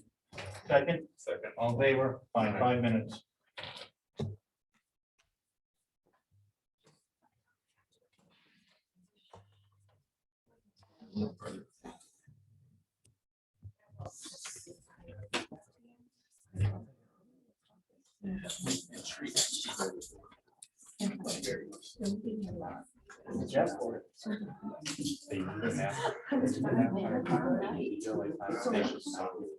I will talk to you. I'll talk to the teacher.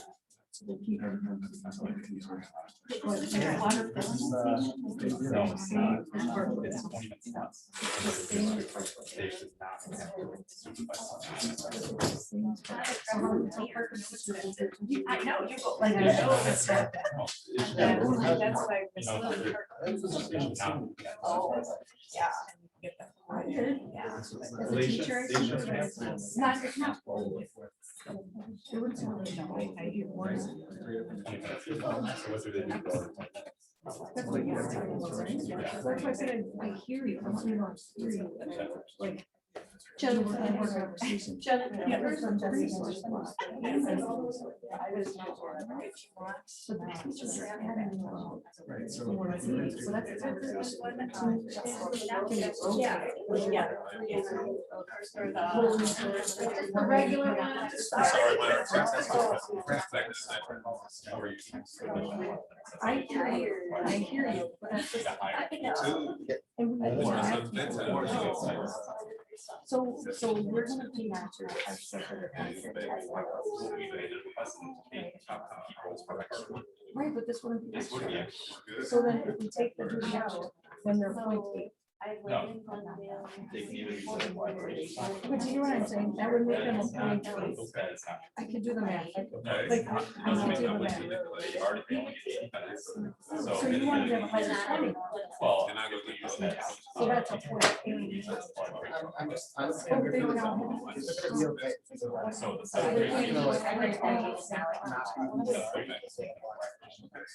or, I mean, that transition. There are margins that we're I'm just saying, that's how the math works out. We're not- I don't know how much. They're wonderful. Works out. But they why are they so adamant that you do that? So even though it's harder to-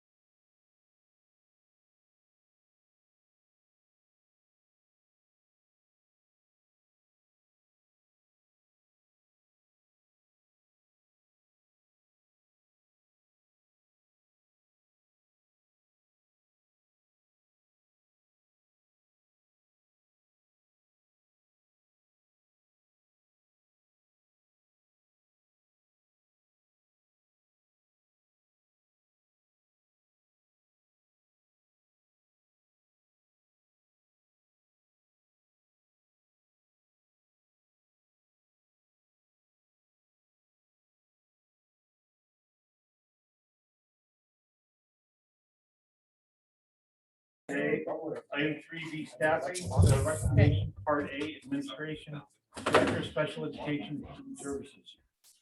So bringing forward a recommendation for the director of special education and student services. Materials were in the packet outlining the interview process. We had a pretty good discussion and feedback on that process moving forward. The person that I'm recommending tonight, her name is Amanda Jones. I just wanted to read her letter of interest because I think it tells a lot about her. So she said, to whom it may concern, I'm excited to submit to you my application materials for consideration, the Director of Student Services and Special Ed position. Throughout my resume, you will see that I have a comprehensive background in special education and pupil services. with in-depth knowledge and vast experiences. I have taught all subject areas while supporting students with disabilities as a special education teacher and administrator, gaining my bachelor's degree from UW-Whitewater. While at the University of Wisconsin-Madison and Edgewood College, I obtained background in my licensure areas of Director of Special Ed Pupil Services, Principal, and Director of Instruction. Through my year-long practicum experience at Lakeland School of Walworth County, I was able to apply these skills in practice to promote student-centered learning. I then was fortunate to serve as special ed program manager for the school district of Beloit, where I collaborated to manage all programming needs for students and staffs for 3 elementary and intermediate level schools. Everyone has their own unique journey, and I would like to take a moment to tell you a little bit about mine. I served for 3.5 years as Director of Special Education, Pupil and Learning Services for the Palmyra Eagle School District, leaving the district in December of 2018. In a smaller district such as Palmyra Eagle, I had the challenge and pleasure of wearing multiple educational hats. This includes overseeing all special education and pupil services programming and professional development for staff and students, as well as Title III and English language learner program, nursing services, district-wide academic and career planning, assessment coordinator, and district leader in equitable multi-system systems of support for all learners to become clear and college ready.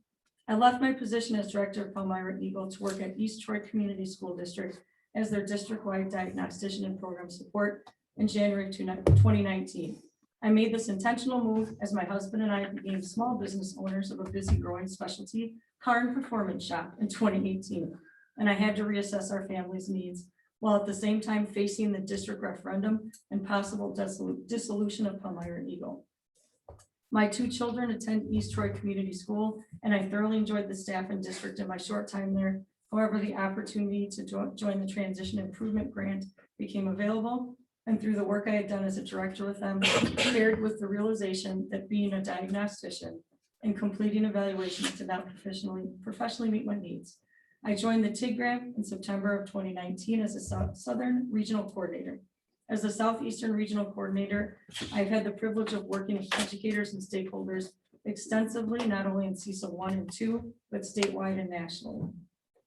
I want to be transparent in my professional personal journey and take pride that has shaped me into the person I am today. Since leaving my position as director in Palmyra Eagle, district-wide leadership has remained a constant in my heart. I am seeking a part-time director position that can fulfill my educational leadership passion, as well as continue to meet the needs of our growing business and provide balance to my children. Due to my strong commitment to student achievement, closing the gap, and belief that everyone is a lifelong learner, I strive to extend my passion for education with enthusiasm and purpose. I have a strong history of building rapport in collaboration with administrators, teachers, students, parents, and community stakeholders, which is possible through tremendous communication, advocacy for equity at the core of education. I believe this is a definite strength that I can bring to this position, in addition to my ability to organize and multitask, all of which are essential in this field. Working with staff and students to give them the tools they need to be most successful in their personalized paths is what I strongly believe in. I am confident in my leadership skills and capability to be an asset to your team. I thank you for your time and look forward to hearing from you. So I just wanted to read that because I know you have all the materials, but it was just nice to hear something from her. Okay, is there a motion on the recommendation? Second? Is someone going to be second? Second. Okay, any further discussion? Okay, no further discussion, then I will do this on the voice vote. All in favor of approving the Director of Special Education to services, please signify by saying aye. Aye. Aye. Any opposed? No. The ayes have it. So moving on, and so the motion carries. Item 3B sub B, teaching and SST staff. Just real quick, based on the feedback from earlier, I would like to invite her to meet with you guys at a time, and we can figure that out. Because I still think it's important for you guys to meet her before. Member of the team. So there are some staffing recommendations. I believe they were originally presented either February or March, losing track. And this is the first round of staffing based on staffing meetings with building principals, speaking with special education staff, the communities, or it's a couple, the ESSER survey. We're looking at an addition of a school psychologist. I did attach to the board doc our referral information. Kayla did a comparison of 2018 to this year. And the number of students qualifying for special education is much higher, especially in speech and language. Obviously an impact from the pandemic. So you have that information. We also have an increase in early childhood referrals this year. Many students who were just kept out of school or didn't participate in school or daycare settings, with new evaluations and those students qualifying. So based on the move towards a more inclusive delivery model for special education, recommendations from the first audit and from our work with Peggy Black moving into next year, the setup at Parkway warrants an additional special education teacher, and then the district need for another school psychologist. The second piece is the counselor recommendation for Glen Hills. Looking towards implementing a strong SEL program based on the social emotional learning competencies, which I also included in board docs. We need more support for that. And the idea that SEL and academic support is equally as important. That would give us the ability to have the counselors work together to design with the team programming around academic support transitions, academic career planning, as well as social emotional learning. So that is the reason for a recommendation for additional counselor. And then we've talked about intervention and coaching. Actually, you talked about that a little bit earlier, wanting to add more early intervening services. So that's the addition being recommended for Parkway for math and literacy intervention and coaching. So I broke it down on the document, but it's a total staffing FTE recommendation of 4.5. We are reducing 2 building subs. Both buildings will still have a full-time building sub, but based on the current COVID, we don't need as much building sub full-time support. So both principals recommended reducing 1 building sub in each building. Also using ESSER funds for the school psychologist position. So that's another FTE, which would bring us to a, yeah. Can you talk more about using ESSER funds for the school psychologist position? Yeah, so typically that you don't want to use ESSER funds for staffing because it's one-time money, but we do happen to know. That's the first thing I was gonna say. We do happen to know that our, I don't know if I say this in open session. We have the attrition. Yeah, we have the opportunity in a year or two to absorb that position through attrition, so that it would not be a long-term position. So So what does if that we, mean? I'm sorry, speak. Assuming that you're gonna have staff that are going to retire or leave or something, but the attrition. we'd be able to absorb that position. The through cost, retirement. the cost of that position. So then in 2 years, a year or two, we could reassess and determine if we still think we need that. If you weren't utilizing ESSER funds for the school psychologist, talk to me about what else that money could be used for. Like, what other way is it, like, is it? And that we could be still used for have mental additional health ESSER or funds, so that's not all of our ESSER funds that would be used for that position. We've got the What remaining portion of ESSER. the ESSER funds is it? Depends on Well, hiring. we still have for 2 and 3, and like summer academy is used for SO1. Right. And so a lot of the programs that we want to use for social emotional, like the Aurora program for therapy sessions, and then another program that we want to roll out for therapy for students one-on-one and SEL for coaching to our teachers, using those kind of pieces. ESSER 2 and 3 have much stricter guidelines of what we can use it for. Okay. But we can always have a conversation if that's not something you're comfortable with, of like moving some things around. It was just an option because we don't have that attrition, but that doesn't have to be set in stone. You'll get a document of all the ESSER funding, what we've been allocated and what has been used, and then as part of our plan it budgeting based off process. of the Next ESSER month. survey of what we got back from the stakeholders of how it would be eventually allocated. And you're planning on next month, right, doing a full. May or June. Okay, I won't push it. very soon a full budget presentation. Sorry, I have another Sure, question. So school absolutely. psychologist, so the reason we want to add to this position is because of referrals. And so we primarily see this person handling referrals and nothing else. I guess enlighten me about what our school psychologist currently does Right. and what having two psychologists will mean in reality for our district. So let me go to, I did include some information on school psychologists in the board packet. Right now, the That just reason that goes we're to a looking. program for study for school psychology. A DPI? Yeah, whatever you want to, just goes to a. So data collection and analysis, assessment, progress monitoring, school-wide practices, resilience and risk factors, consultation, collab, academic learning interventions, mental health interventions, behavioral instructional support, prevention and intervention services, special education services, being a part of the crisis team. So that was the first link in that document.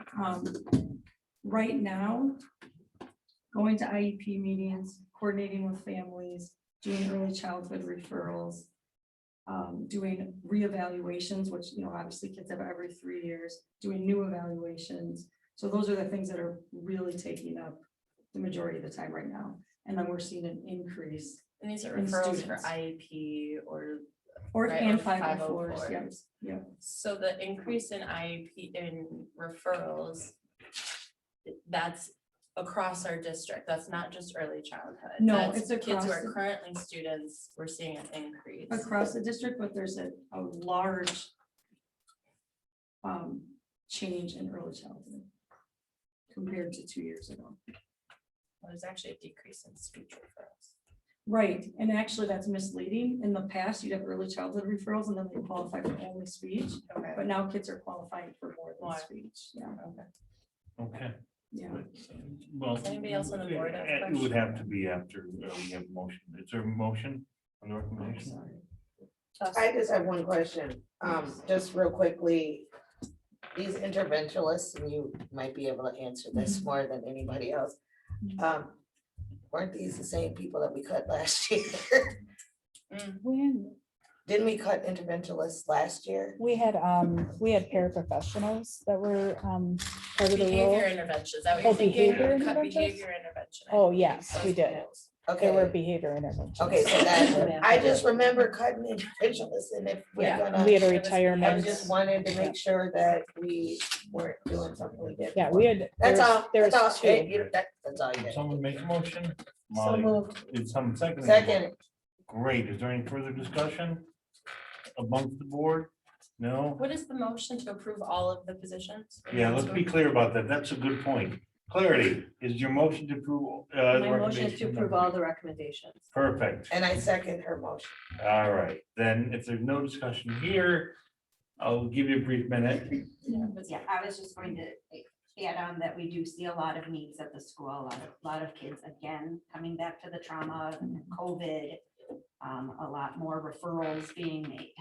So I also can see that same need. Okay, thank you. On a voice vote, all in favor, please signify by saying aye. Aye. Any opposed? No, the motion carries. Item 3C, 2022 to 2023 calendar and time for staff collaboration and professional learning. I am just passing this over to you, Rich. So All I right. know that You we have talked three about it, options here, right, so which- right, we talked about it, we had some discussion, we weren't ready, it didn't work out at the time. And then we talked about bringing it back, so we brought it back to a curriculum meeting and had some more discussion and more questions. Again, it's just for planning, obviously the need for professional development for staff. So I did put 3 options on there, but obviously the board has the option to say none of the above as well. But I just wanted to provide 3 options. They're in order of what I think would be the most effective, just based on the time that we need to implement some of these pieces, but this is. See, I'm what, just bringing it back to the board. I don't know, what I heard is teachers are asking for prep time. And you're not necessarily guaranteeing that this is gonna be used for teacher prep time, or any of So it's. gonna I'm be not guaranteeing that the after school time will be used for teacher prep time. I'm not guaranteeing that it will, none of it will be used for teacher prep time, but having the time to collaborate after school But having something- guarantees that they have more teacher prep time during the day. Having something in writing would be better, I think. And I'm just, again, I'm confused why. So if teachers are asking for more prep time because they're stressed, they have a lot of planning to do, especially with block scheduling now. I'm still confused why we can't give them that prep time during that lunch and recess time. Which is. Because they're asking separate. for it. That's part of. the So class what I'm schedule. saying is, why approve this when we've got a place to give them the extra time? This is more time. This is above and beyond. This is not prep time. This is professional learning community. Prep time is, I'm grading my papers, I'm getting ready, my art materials ready for class. I need that time during the day. This is a professional learning community where teams that are common, for example, the third grade team or the allied arts team or language or world languages get together and talk about students in particular. I am a special ed teacher. I'm struggling with this student. I'd like to collaborate with my special ed colleagues and help me problem solve. And then in return, I'm going to help you problem solve for your students. That's what this is. Ideally, they'd have some work time in there, but this is for teachers to collaborate so that they are better teachers and better for our students. This isn't preparing a classroom. So the one thing I've asked for, which I have not gotten, is to understand how this time would be utilized, because there were many things that were purported that it could be used for, including PLCs, data, professional development. According to Anna, she will need, if it is bi-weekly, she will need all of that time to support her teachers for implementing block scheduling as it's being rolled out next year. So I think she has a plan for what her, so that's a specific thing that teachers are gonna be, their time is going to be utilized for. So what I asked for in order to, because I'm not opposed to early release, but the information I need is to understand the impact, which means what will the benefits be to our staff, to our district? And I asked for just a professional development plan or a draft, a vision of how this time might be utilized. Maybe it's an hour of prep, maybe it's an hour of PLC, maybe it's, these are our themes for professional development next year. I think Anna may know what that would be for Glen Hills. You could say that. In our last meeting, that's what I asked for, because for me to make this choice, I have to be able to weigh the inconvenience that we will put upon families with the potential for benefit. That's the information I asked for. I don't have it, so I can't change my position on, voting in favor of something. And I agree with Ben that we have heard prep and collaboration time is in want. It is in Sure. want for teachers. So And this is collaboration time, and I would just Yes. clarify that PLC work and data work are the same thing. yes. And professional development is that. So those aren't necessarily. three So are you different gonna things. use all the time for PLCs That is the plan. in And both that schools? includes block scheduling, because they need to be able to work as a PLC to figure out how to implement appropriate instruction But during the block If schedule. it's 3 hours, So why it's not say, professional learning. why not designate some of that time for teacher time? Just individual teacher time. That's what I'm I don't know why you can't commit to that. 2 hours would be enough. I mean, an hour would be enough, for PLC. Because I'm not gonna sit here right now and tell you what it will exactly look like mapped out for the year. I don't, we talk about pulling in stakeholders and we talk about talking to teachers and talking to teams and figuring out what they need. So I can't make a dedication to a certain amount of time. But I if I asked haven't you if pulled you in those could. teams. I asked for the plan and you said, okay, I can do that. I can So dredge a Jenica rough created draft. as much as I we created a could. process of Yeah, how a we could move, process how we to could move forward plan. with a plan. Right. Because really we need to have more people at the table than Jenica saying what the plan is or Allison saying what the plan is. But I imagine you have a vision in your head. This is how I'd like to utilize The time. vision would be that PLC work and then For the also entirety combined of with the the data. And then there might be possible based on what stakeholders are saying they need, right? I already have it scheduled that I'm meeting with all the teams at Parkway. I'm meeting with all the teams over here, hearing from all of them, what are their needs? We also are doing adult learning frameworks, just kind of see where they're at, which is like an informal way of saying, hey, I'm right here, I need more support with this. So gathering all that information and bringing it back to that team will help guide some of those decisions, like, hey, we might need a whole bunch of work on grammar and it's only for K2.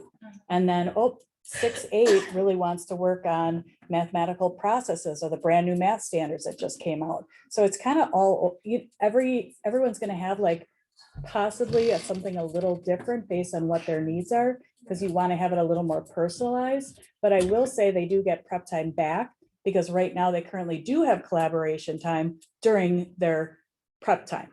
So that's going to be shifted to this time. So then it opens up more prep time that they would otherwise have. Because right now during that prep time, it's called collaboration time, but there are meetings that are scheduled during that time currently. So will you guarantee no meetings during teacher prep time then? It's there. During that current collaboration time. Can we write that down? Well, we would be voting on it. Listen, I want to point out. But we I just wanna point out that there's I can room for strongly advocate for that. And I just want to. I mean, point out a I couple would, things here. then. One is we could incorporate that into a motion, which granted you might not like, but we could just do that. Another thing we could do is there are three, as Allison's already pointed out, there are 3 options she presented in order of preference. We could go with nothing. We could go with something else to change it. We give it once a month, 3 hours at a time. We could do it twice a month for 2 hours at a time. I would like it if, we could all agree on perhaps some compromise, because I think that if there's anything that we can all agree on, it's that now that we have block scheduling coming very soon, our teachers deserve to have proper time to have that professional development. And, I'm just asking for us to reconsider and possibly tweak. I would propose, and if I have to make a motion, I'll come down off my high horse, I'll make a motion. But we could do it once a month for 3 hours. We could do, twice a month for 2 hours. I just think that our teachers deserve it, and frankly, they need it. And so that's my piece on that. Is there any motion? All right, I'd like to move that we approve the the professional development planning for option 1 twice per month for 3 hours. Is there a second? Yeah, that's right. I don't know. Is there any visitor participation? I see some hands. Oh, raised. I'm I s- see I'm the sorry. audience. That's I'd my like fault. If you don't mind, I would. Thank you. No, thank you, Jennifer. Yep, What time is the early release? There is. under option 1. For the 3 hour. Jenny does. Sure. That 3 hour would be once a month? No, it's, The the motion, Angela, is for twice per month, 3 hours each time. So on the And releasing at calendar. what time? So on is the calendar correct, Allison? It says Parkway, well, it's saying Parkway, this is 11:45 PM. But early release would be 11:45 AM and Glen Hills would be 12:45 PM. And So I just want to remind you, some teachers would have had their prep time after that. So then they are still, right, they are because of the missing late their 1 start hour time, of morning prep time. prep time is gone for Parkway teachers. Right. That's accurate. But that And may, at the end of if it's a compacted schedule, then that would not be the case. Well, they would have their training or their PLC at the end of their day, and then they could prep after that. Right, well, it would be No, a they compacted, said that would be a compacted day, But that. like a prep time would be shortened short. schedule, right? The prep time Right. would still be short. Right, but if you're not doing, But they're, if I- no, but they're gonna be Additional prepping meetings. for the next day, which is not early release. If I heard Anna correctly, Correct. resource is probably the first thing that will be Correct. cut from I'm sorry, the, I'm from going Glen back. Hills on abbreviated days. I don't know. She said that in the curriculum meeting, so I'm so that's also just another consideration. compacted days mean that you would have the full day schedule just in a shorter amount of time. So everybody would still get their allied arts. She's I don't, it's not ironed out, according we'd have to to talk Anna, about it was business. shaving off from everything, but she also mentioned that resource would likely be a period that would be the first to fully sort of disappear because of the logistics of shortening, all the things. So Sorry, new webinar. I just have Carla a has question. Yeah. Do you want me to name and address? Yes, please. Carla Pennington Cross, 909 West Acacia Road, Glendale, Wisconsin, 53217. I just want to make sure I understand it right. So if this proposal passes every other week, K4 is only 4 days, right? I mean, twice a month, on the days of early release, there's no K4 would not K4. happen. Right, the Right. K4 team advocated if that were the option that passed, that they would use that extra time for changing out centers, planning, because they have twice as many kids. So they would have that full day. So twice a month, K4 families have a full day off. Yep, that would be better. It's basically 9 days every 2 weeks for K4.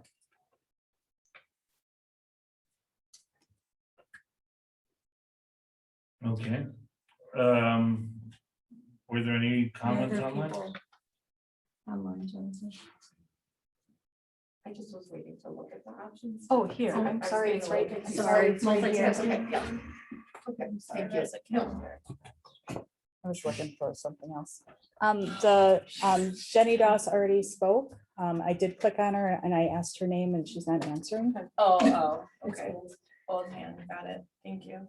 I'll do it again. Where am I sitting? Jenny Doss. We're gonna have a chance to do Yes. general comments later, right? I don't- Visitor Yes. participation. Yes. I'm not focused. Stick around. Yeah. Finish before the fourth quarter, please. I will just say my, Is it bad if I say no? Bucks game? my issue just sort of continues to be process, and I feel like engagement and feedback, on these really big ticket changes could be. I'm here. Okay, hold on 1 second. Oh, sorry. Could be approached in a way where meaningful engagement and feedback is sought ahead of these huge changes, where teachers are able, I'm getting mixed messages about what teachers want, from administration versus from teachers, and this to me doesn't necessarily answer that call. I'm not opposed to early release in general, but again, the information I asked for a month ago, I apparently just got a few minutes ago. And so now I'm processing that in real time and trying to make a decision again on the fly about something that is. And I apologize. I thought that what Jonathan included as the PD plan was what you were asking for. That was in the packet. So I apologize if that's not exactly what you were looking for. I mean,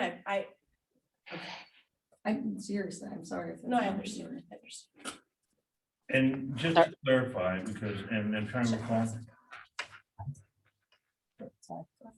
I'm just trying to, I just want to ask this question very quickly, which is, didn't we have a brief discussion, and maybe I'm remembering it wrong, but wasn't there some comment about doing summer training? And we made some discussion in the past about summer or about nights and weekends or mornings, Right, but it's optional. but we couldn't incentivize it. It's still optional. Teachers are so burnt out right now. If you talk to teachers, you will be hard pressed to find an amount that you can pay them to come in and To work come during back, the summer. right. That's Yeah. the Soccer truth. school. So for block scheduling, that's gonna be a hard ask for early, for all of this. One idea that was interesting that I heard about in a different school was an extended spring break where there was a week added on for like a week of team professional development.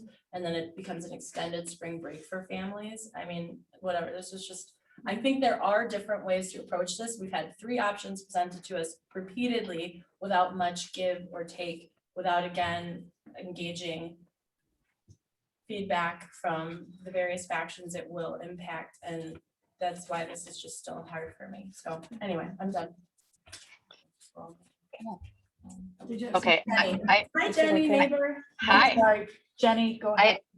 That's okay. I'm unmuted, but I didn't start talking before because people were talking. So I am Oh, here. okay, all right. Jenny Doss, again, 6605 North Braeburn Lane. I think it's a great idea to give teachers planning time as in time for them to meet as groups, as planning time for special education teachers to meet with their teams in order to plan and serve and have that time. What I know as I work for a school that has early release is that when you have short periods of time that it becomes ineffective. it becomes time where it's hard for the parents to plan for. It becomes burdensome for the community. And so I think that if you are going to vote in that direction, what I would encourage you to do is to vote for less, larger blocks of time where the teachers can make the most of that time, meeting with their teams for longer periods of time where they can plan things out, maybe a month at a time, where they can really look at that data, where they can make good use of their time and know that their time is protected. That being different from PD days, where that is for administration, but these days being for teacher meeting times, because that is the best use of the time. When the time is broken up into smaller chunks, it just becomes ineffective use of time, and it's really hard on parents. And in our, yes. So would one full day a month be the preferential option of the 3 that we're looking at for you personally? Yeah, both as a teacher and as a parent. I think that that becomes easier for childcare, and as a teacher, it definitely becomes more effective use of time. Thank you, Jenny. So if I recall, I think that was before COVID, that's when we did, where there was 1 year or 1 month, I mean, 1 day of the month. Because we stopped the half days and then we did it 1 day a month. But I just want to hear that the argument was, even though it was 1 day, the other way, you didn't lose any instruction. I mean, you only lost 6 hours of or instruction or something. The other way, you lose 8 hours, or it was something like that. Am I correct in remembering that correctly? Yeah, there was more full days. I think you're right. in You the lose past. 8 hours versus 6. It was something like that. 8 to Right, 6. okay, so I'm just making sure I understand that, but. And then. But what I'm is not more arguing with effective? Losing all academic meetings. I think the tricky part too, and I believe the district that you're speaking of, Jenny Doss, they have both. They have the 1 hour release every week and they have the full day PDs. So, and we're just asking for one piece of it. So I think there is, it gets a little tricky. And Okay. yeah. I just wanna, and this changes every couple of years, so it doesn't, it's gonna change in 2 years anyway.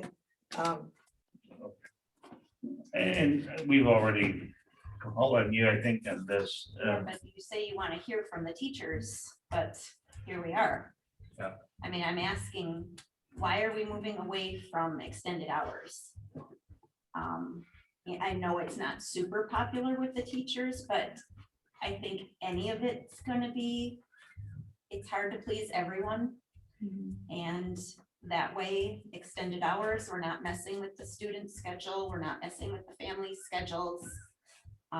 Instead of doing it till 5:30, maybe we do it 3 o'clock to 4:30. Well, this is the Parkway. I don't know what Glendale's schedule is. But at Parkway, maybe we can do 3 o'clock to 4:30. So part of it is still part of our contracted time. Till 4:30, maybe more often, maybe once a month. Instead, I think that's more manageable for the teachers, and it's definitely much more manageable for the families. What is it manageable for the teachers with families? Just like, I just kind of look at this in the sense of, we're trying to balance for families. But what about after school, where those teachers know that they have to pick their kids up? They have kids too and stuff, and we're extending it. I don't know what the right solution is, but it's never going to be something for everybody, but does that work? Is that how we do it now? What do we do right now, right at this moment? Extended hours, and I think we had 2 full days and a partner day, 2 full days. And I would And say. to why your didn't that point, work? It was basically just being tired and not feeling like they're most available. End of the for day, that it's not work. quite as End of the day, effective, Yeah. but. Regardless Going of that, forward. because everybody's tired, I just hear it, I'm 10:10 and I've been in work, I went to work at 6 o'clock this morning, so I understand tiredness, but. Yeah. What is the benefits for, I mean, is Right that the now, it's only just- reason we're changing it? Right now, it's just disjointed. So you see them in August, and then you go like a couple months, and then you see them for a day. And then you go a month and you see them for an hour after school. and then you go a month. So it just wasn't consistent this year. There wasn't like a way to connect on things and keep things going. And that, I mean, part of that was just. the It's nearly calendar. impossible to do the PLC work that we That we need to have do to done. get It's all not the happening right now, players, is that like all the accurate? players in the same place. Like right now during common planning time, special ed doesn't have the same common planning time, so it's like nearly impossible to meet on students. So this also gives an opportunity, like we're doing a curriculum review. We have to have teachers that are, going to Nicolay till, 6 o'clock at night. So right Once a now, month. this, the plan that right now is really, really not working. No, It's not happening. No. I mean, PD isn't happening. no, it's but because we don't There's so have the much that time. needs to happen. It's hard to understand how you're gonna It's prioritize and fit it all prioritizing with in. the team. Yep. I trust my neighbor, Jenny. I like hearing her feedback as a teacher and a parent, and if there is a compromise to be had here, I think that I could support 1 full day per month. For now, Are you I don't moving know. to amend? There's already a motion on the I know, table. Yeah. I know, I'm just. So we have a motion and I guess, are you making, No, sorry, the motion is for, say it again, I'm so sorry. okay. The motion So, is yeah, for current motion. planned professional development 2 times per month, 3 hours each time. That's Okay. my motion. I'll do a roll call vote. Tamika Bukvik? Can we start with somebody else? All right, fine. Molly Kachoriak? Yes. Okay, Ben Wynn, no. And Daniel Bailey? No, And Tamika Bukvik?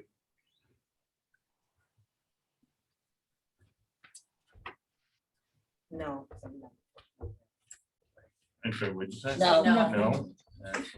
All right then, and I vote no for the record, but I will make a motion to do 1 full day per month. Can we adjust that? Well, he is. Okay, how? Oh, sorry, yeah. So there's a second, first of all. Second, now you can do an amendment, you can accept it, but you can do it. An amendment where 2 hours are left for teacher prep time. 1 day a month. Yeah, I will accept the amendment if it gets us through this. Well, you have to vote on the amendment now. Okay, so, but doesn't the amendment have to get, You need a Second. second on the amendment and then vote. right, second first, so someone may second that amendment. Can I ask for clarification before I Yeah. second it? Yeah. So you're saying 1 time per month, but 2 hours out of that 8-hour day is for teacher prep time? designated for teacher prep time. Just unscheduled. Yeah, if they can get the work done that they need to get done. Well, the 7-hour day, because you'll. Oh, sure, they want to So it's collaborate. really 5 hours, so then out of the 5 hours, right? So yeah, if they want to still collaborate, that's fine. They're getting 2 more hours than they would have. Sorry. Full day, right? If it's a full day, they're getting 2 more hours anyway of prep time than they would any of the other options. Right? Because if it's like 2-3 hours, that's 6. Yeah. So if it's a full day, they already have 8, you're taking away Yeah. 2, you end up with the exact same Right, amount. right, that's true. Well, except for lunch, an hour for lunch, so it's an hour less. So we've got the amendment, we got the second for the amendment. No, we did. Did we get the? No, I'm sorry, we didn't get the second on that amendment. Is there a second on that amendment?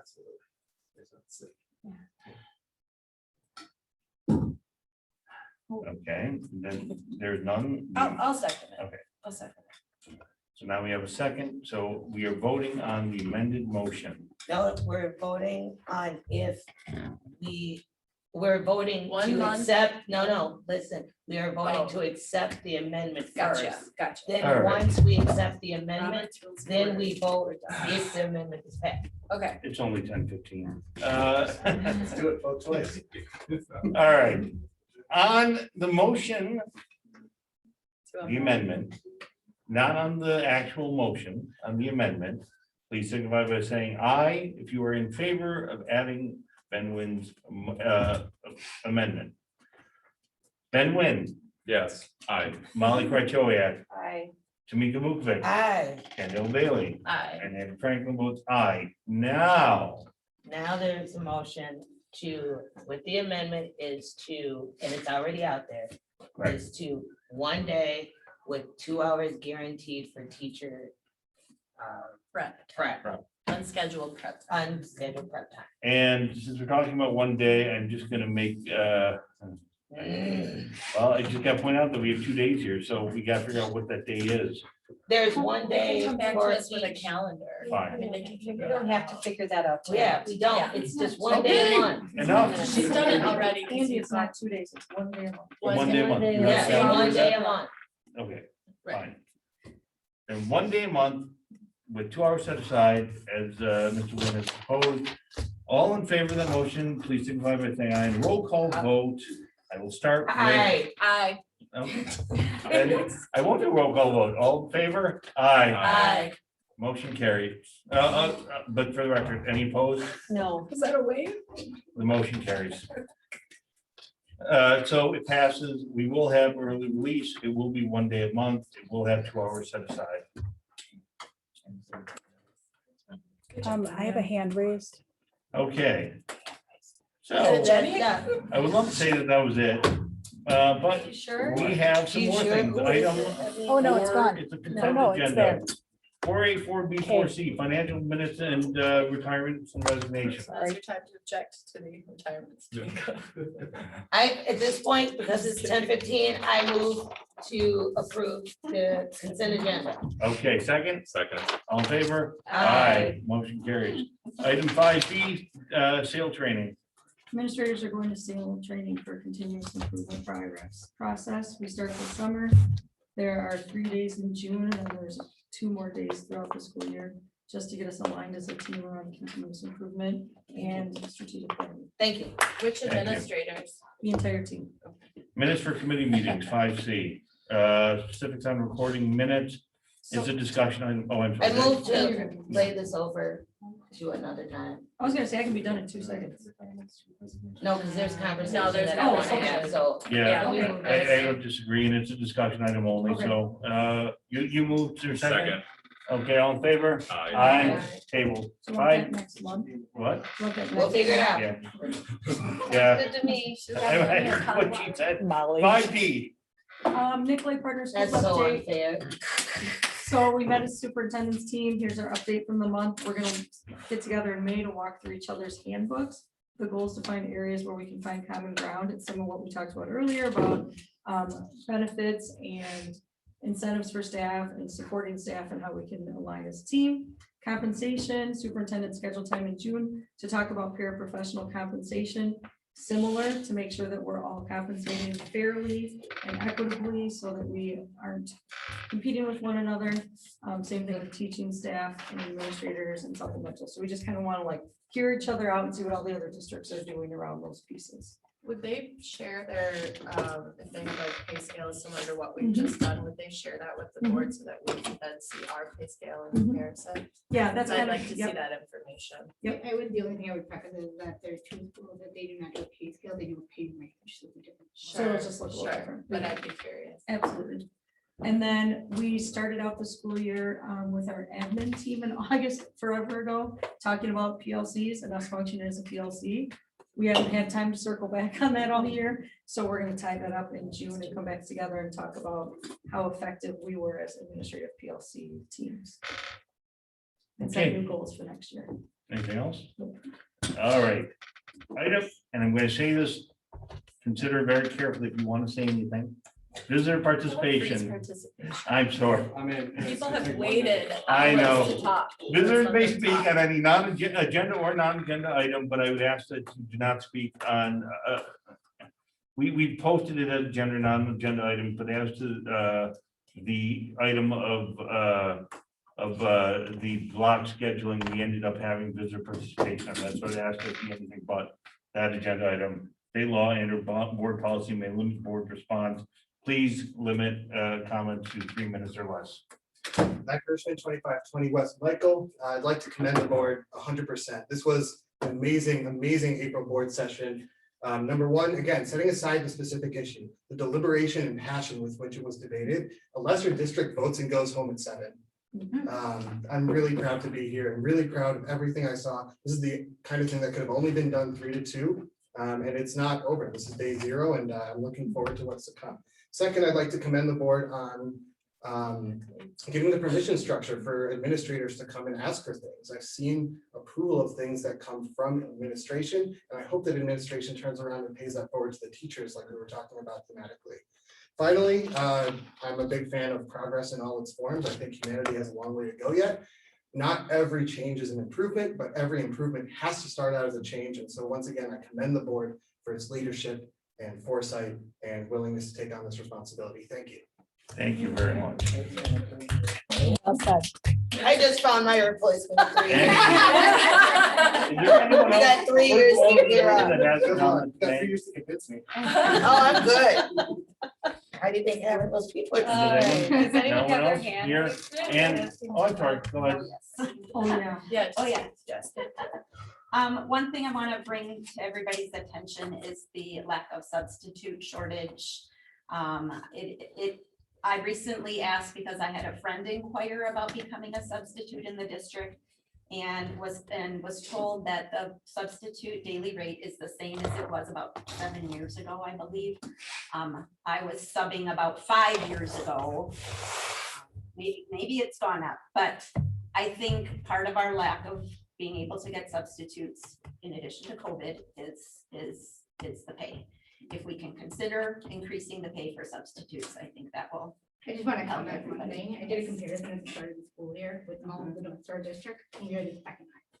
But isn't everybody struggling to get some? Yeah, there's just a definitely shortage, but it's not, the pandemic, when I talked to teachers on call, they said a lot of retirees that sub, and they come back to health insurance. Yes, yeah, absolutely. But I would That say is- pay is not the reason. That is another reason, but I do think the pay is part of the reason as well. I know that's why my friend declined to sub. The other thing I wanted to bring, and I want to thank our new administrators and the board for approving a new salary schedule. The first we have had in probably 10 years or so, 11 years, how many? Clarify that. Yes. We should clarify that. We should clarify that. Okay, I don't know if did we decide? Yeah, we No, decided. we're I in mean, discuss, no. it's not approved. It's not approved yet. Let's put it that way. Okay, The stuff that we did was to do the equity type of market. But as we look So back, that's still what we're using. as we look back, we Yes. did not fully approve that and it was our mistake, so we have to correct that mistake, but when we Okay. found out about it, it was too late to put it on the agenda, so we'll be correcting, based on what one way or the other. we were given as a staff, and I don't have the date, but based on what we were given as a staff, we have a salary Yes. schedule for next year. Uh, We were given, You have a salary schedule for what we are trying to even out that. That is all you have as of right now. got it, Okay. got it. Be very But clear. based on that, I have some concerns. Okay. I mean, I'm super, Well, we're open to feedback. I'm so. happy with what I see based on, what my current salary is. There were a couple scenarios presented. I fall under the scenario of a teacher that has been significantly underpaid based on this current salary schedule that was presented. The part that I have trouble with is the page, the slide that says that I am in the below category by more than $10,000. Yet there are teachers that are in the category that are making 10,000 more. At more, 10,000 or more above what that salary schedule presented.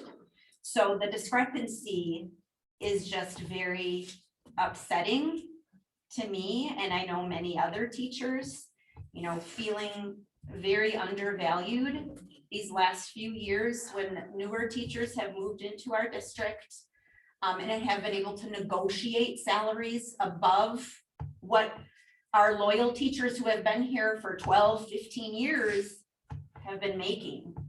And yes, I'm very grateful that hopefully within the next 3 years, I'll be able to get up to this salary, but that doesn't make up for the fact that all these last years I've been so far below. And it's gonna take 3 more years. I mean, I know they're hoping it's gonna happen before that.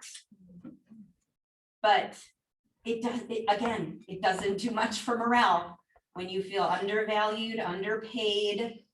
And then Ben, you brought up the fact about supervision of recess and lunch. I've been doing recess supervision all year long. 0 compensation. I have expressed my concerns several times to my administrators that it's not even at the beginning or the end of the day when I have more time. It's between 2 of my classes. So I have to rush, quickly clean up from 2nd grade, which is really, really difficult when you're teaching art and you have all these materials to put away, and then run out to recess and get back in, and I have like 30 seconds before kindergarten comes. It's just very disheartening to be in this position and to then, I'm a team player. I love my district. I love these kids. But then to find out I've been so underpaid comparatively, it's very upsetting.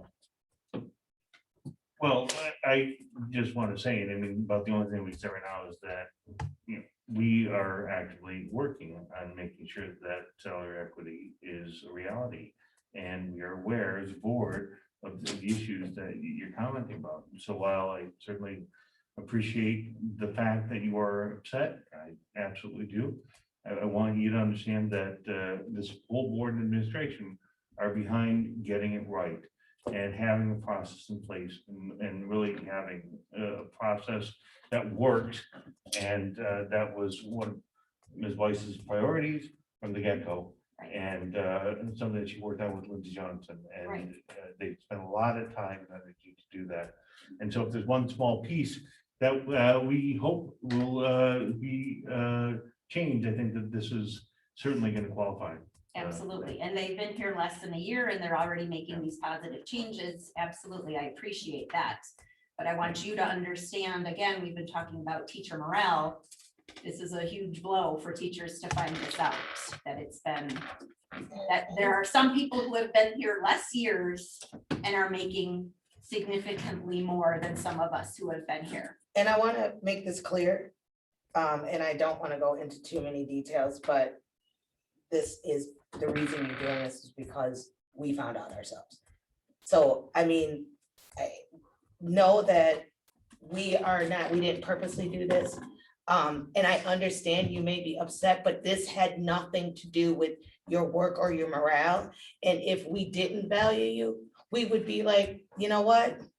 Well, it's gone on this long. Nobody knows, nobody really understood. So I'm saying that as much as I understand what you're saying, we're literally working all the time trying to figure out how to help, how to bring this back up, how to do this within the restraints that we have with the money that comes in and without doing another referendum. So I understand, please do not think that we do not value you, because that is not the case. We are trying to just justify it. Please don't feel like you were undervalued. It's just, we just didn't know at some of these. Maybe not by certain people, but by other people, and I. Well, we may not be value. present, Can I and just I add, I understand want to that. add, because I brought this up, we've started discussing this because in general, like teachers, you guys have been under a lot of stress. These last few years have been extremely hard. There's a lot of studies coming out now just talking about potential mass exodus from our profession. We're talking about the burden that it's going on. And so that's something that's at the forefront of my mind and that I'm asking us as a board and administration to discuss openly and to talk about. There are recommendations about how to support teachers right now. They're not complicated. They are pay them more. They are give them more prep and collaboration time. They are SEL. I mean, there are lots of things we can talk about, what we're doing right, where we have room to improve. And this is a conversation that I think needs to be ongoing, public facing as well. And I just want to say thank you so much for coming here to talk to us in public. That is brave. And it's so appreciative because it is documented now, you know, and the comments we've heard tonight, that those are documented things. Now we can openly have this Talk about it. conversation. It's not based on rumor or gossip. So to echo Tamika's point, it is so important that more of you come forward, no matter what you're told, you know, no matter what. Because We as have your Tamika back. said, we will have your back. and If that you're in is- the right. Teaching was a profession, you just don't talk about money, you just. you No, know, we but should I talk have come about to it. Find out that it's not true. We should talk So- about it. And we I should talk be about paying you my guys salary more. also. So I'll go, you know, I just think that this is part of that. $600. So right. anyway, I just appreciate you so I much. think we for said about as doing much that. as we could, and I appreciate the comment. Do we still have hand raised? Yeah.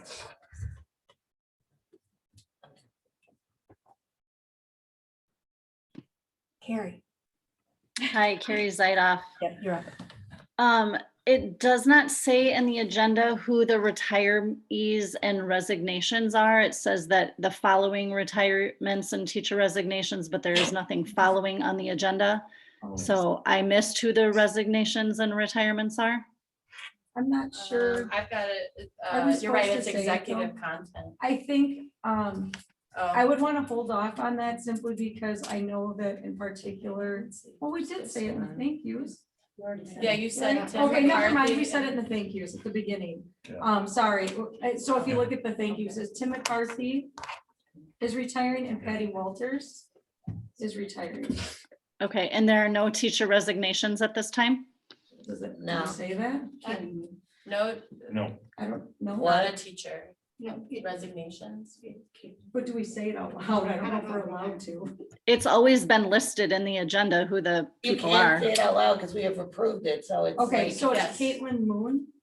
She's a coach. Okay. Math coach. Okay, thank you. Two quick things. I would like administration to look into the lack of safety drills that are taking place in the buildings. This has been an ongoing issue. No fire drills, no inclement weather drills, no evacuation drills. And the other thing, my one last question is, what is the plan for hiring building subs for next year? I know there's a sub shortage as it is. I believe currently there are 3 building subs. And rumor has it that is decreasing to 1 building sub. Is that true? Yes, so the plan for next year currently is 1 building sub. Obviously, building? yeah, 1 per building. Obviously, if something changes moving forward, knock on wood with the pandemic, we would adjust and we would change that. Just like we did this year, we hired more when we realized that we had the need. Safety drills, I believe are being done. I know that we're working with the police department around like an Alice type drill. We haven't done that yet this year. But as far as fire drills and the other ones, they are being done. Are they documented such that if she Yes. wanted to see when they were occurring, you can Yes. just send her that We information? did Yes. our fire inspection, we had provided documentation and we were coming back. I can't hear what was being said. Sorry, we were just saying that we had the fire inspection and those are all documented if you would be interested. The fire inspection or the fire and drills that include students? So the inspector came to look over our documents to ensure we were doing all our drills and that we were in compliance. Thank you. So we could share that if you. They could share the information with you, Carrie, though, so that you can see what has been done. That's helpful. All right, so with no motion one to else up adjourn. here, I am not letting Molly go that easily. It's only been 5 hours. She just said bye. I'm She said she's seconding good. the motion. She told me. to do that. Second. That's it. All in favor? Aye. Motion Thank carried. you, everybody. We Thank will for miss you, these Molly. beautiful things. No, I think this-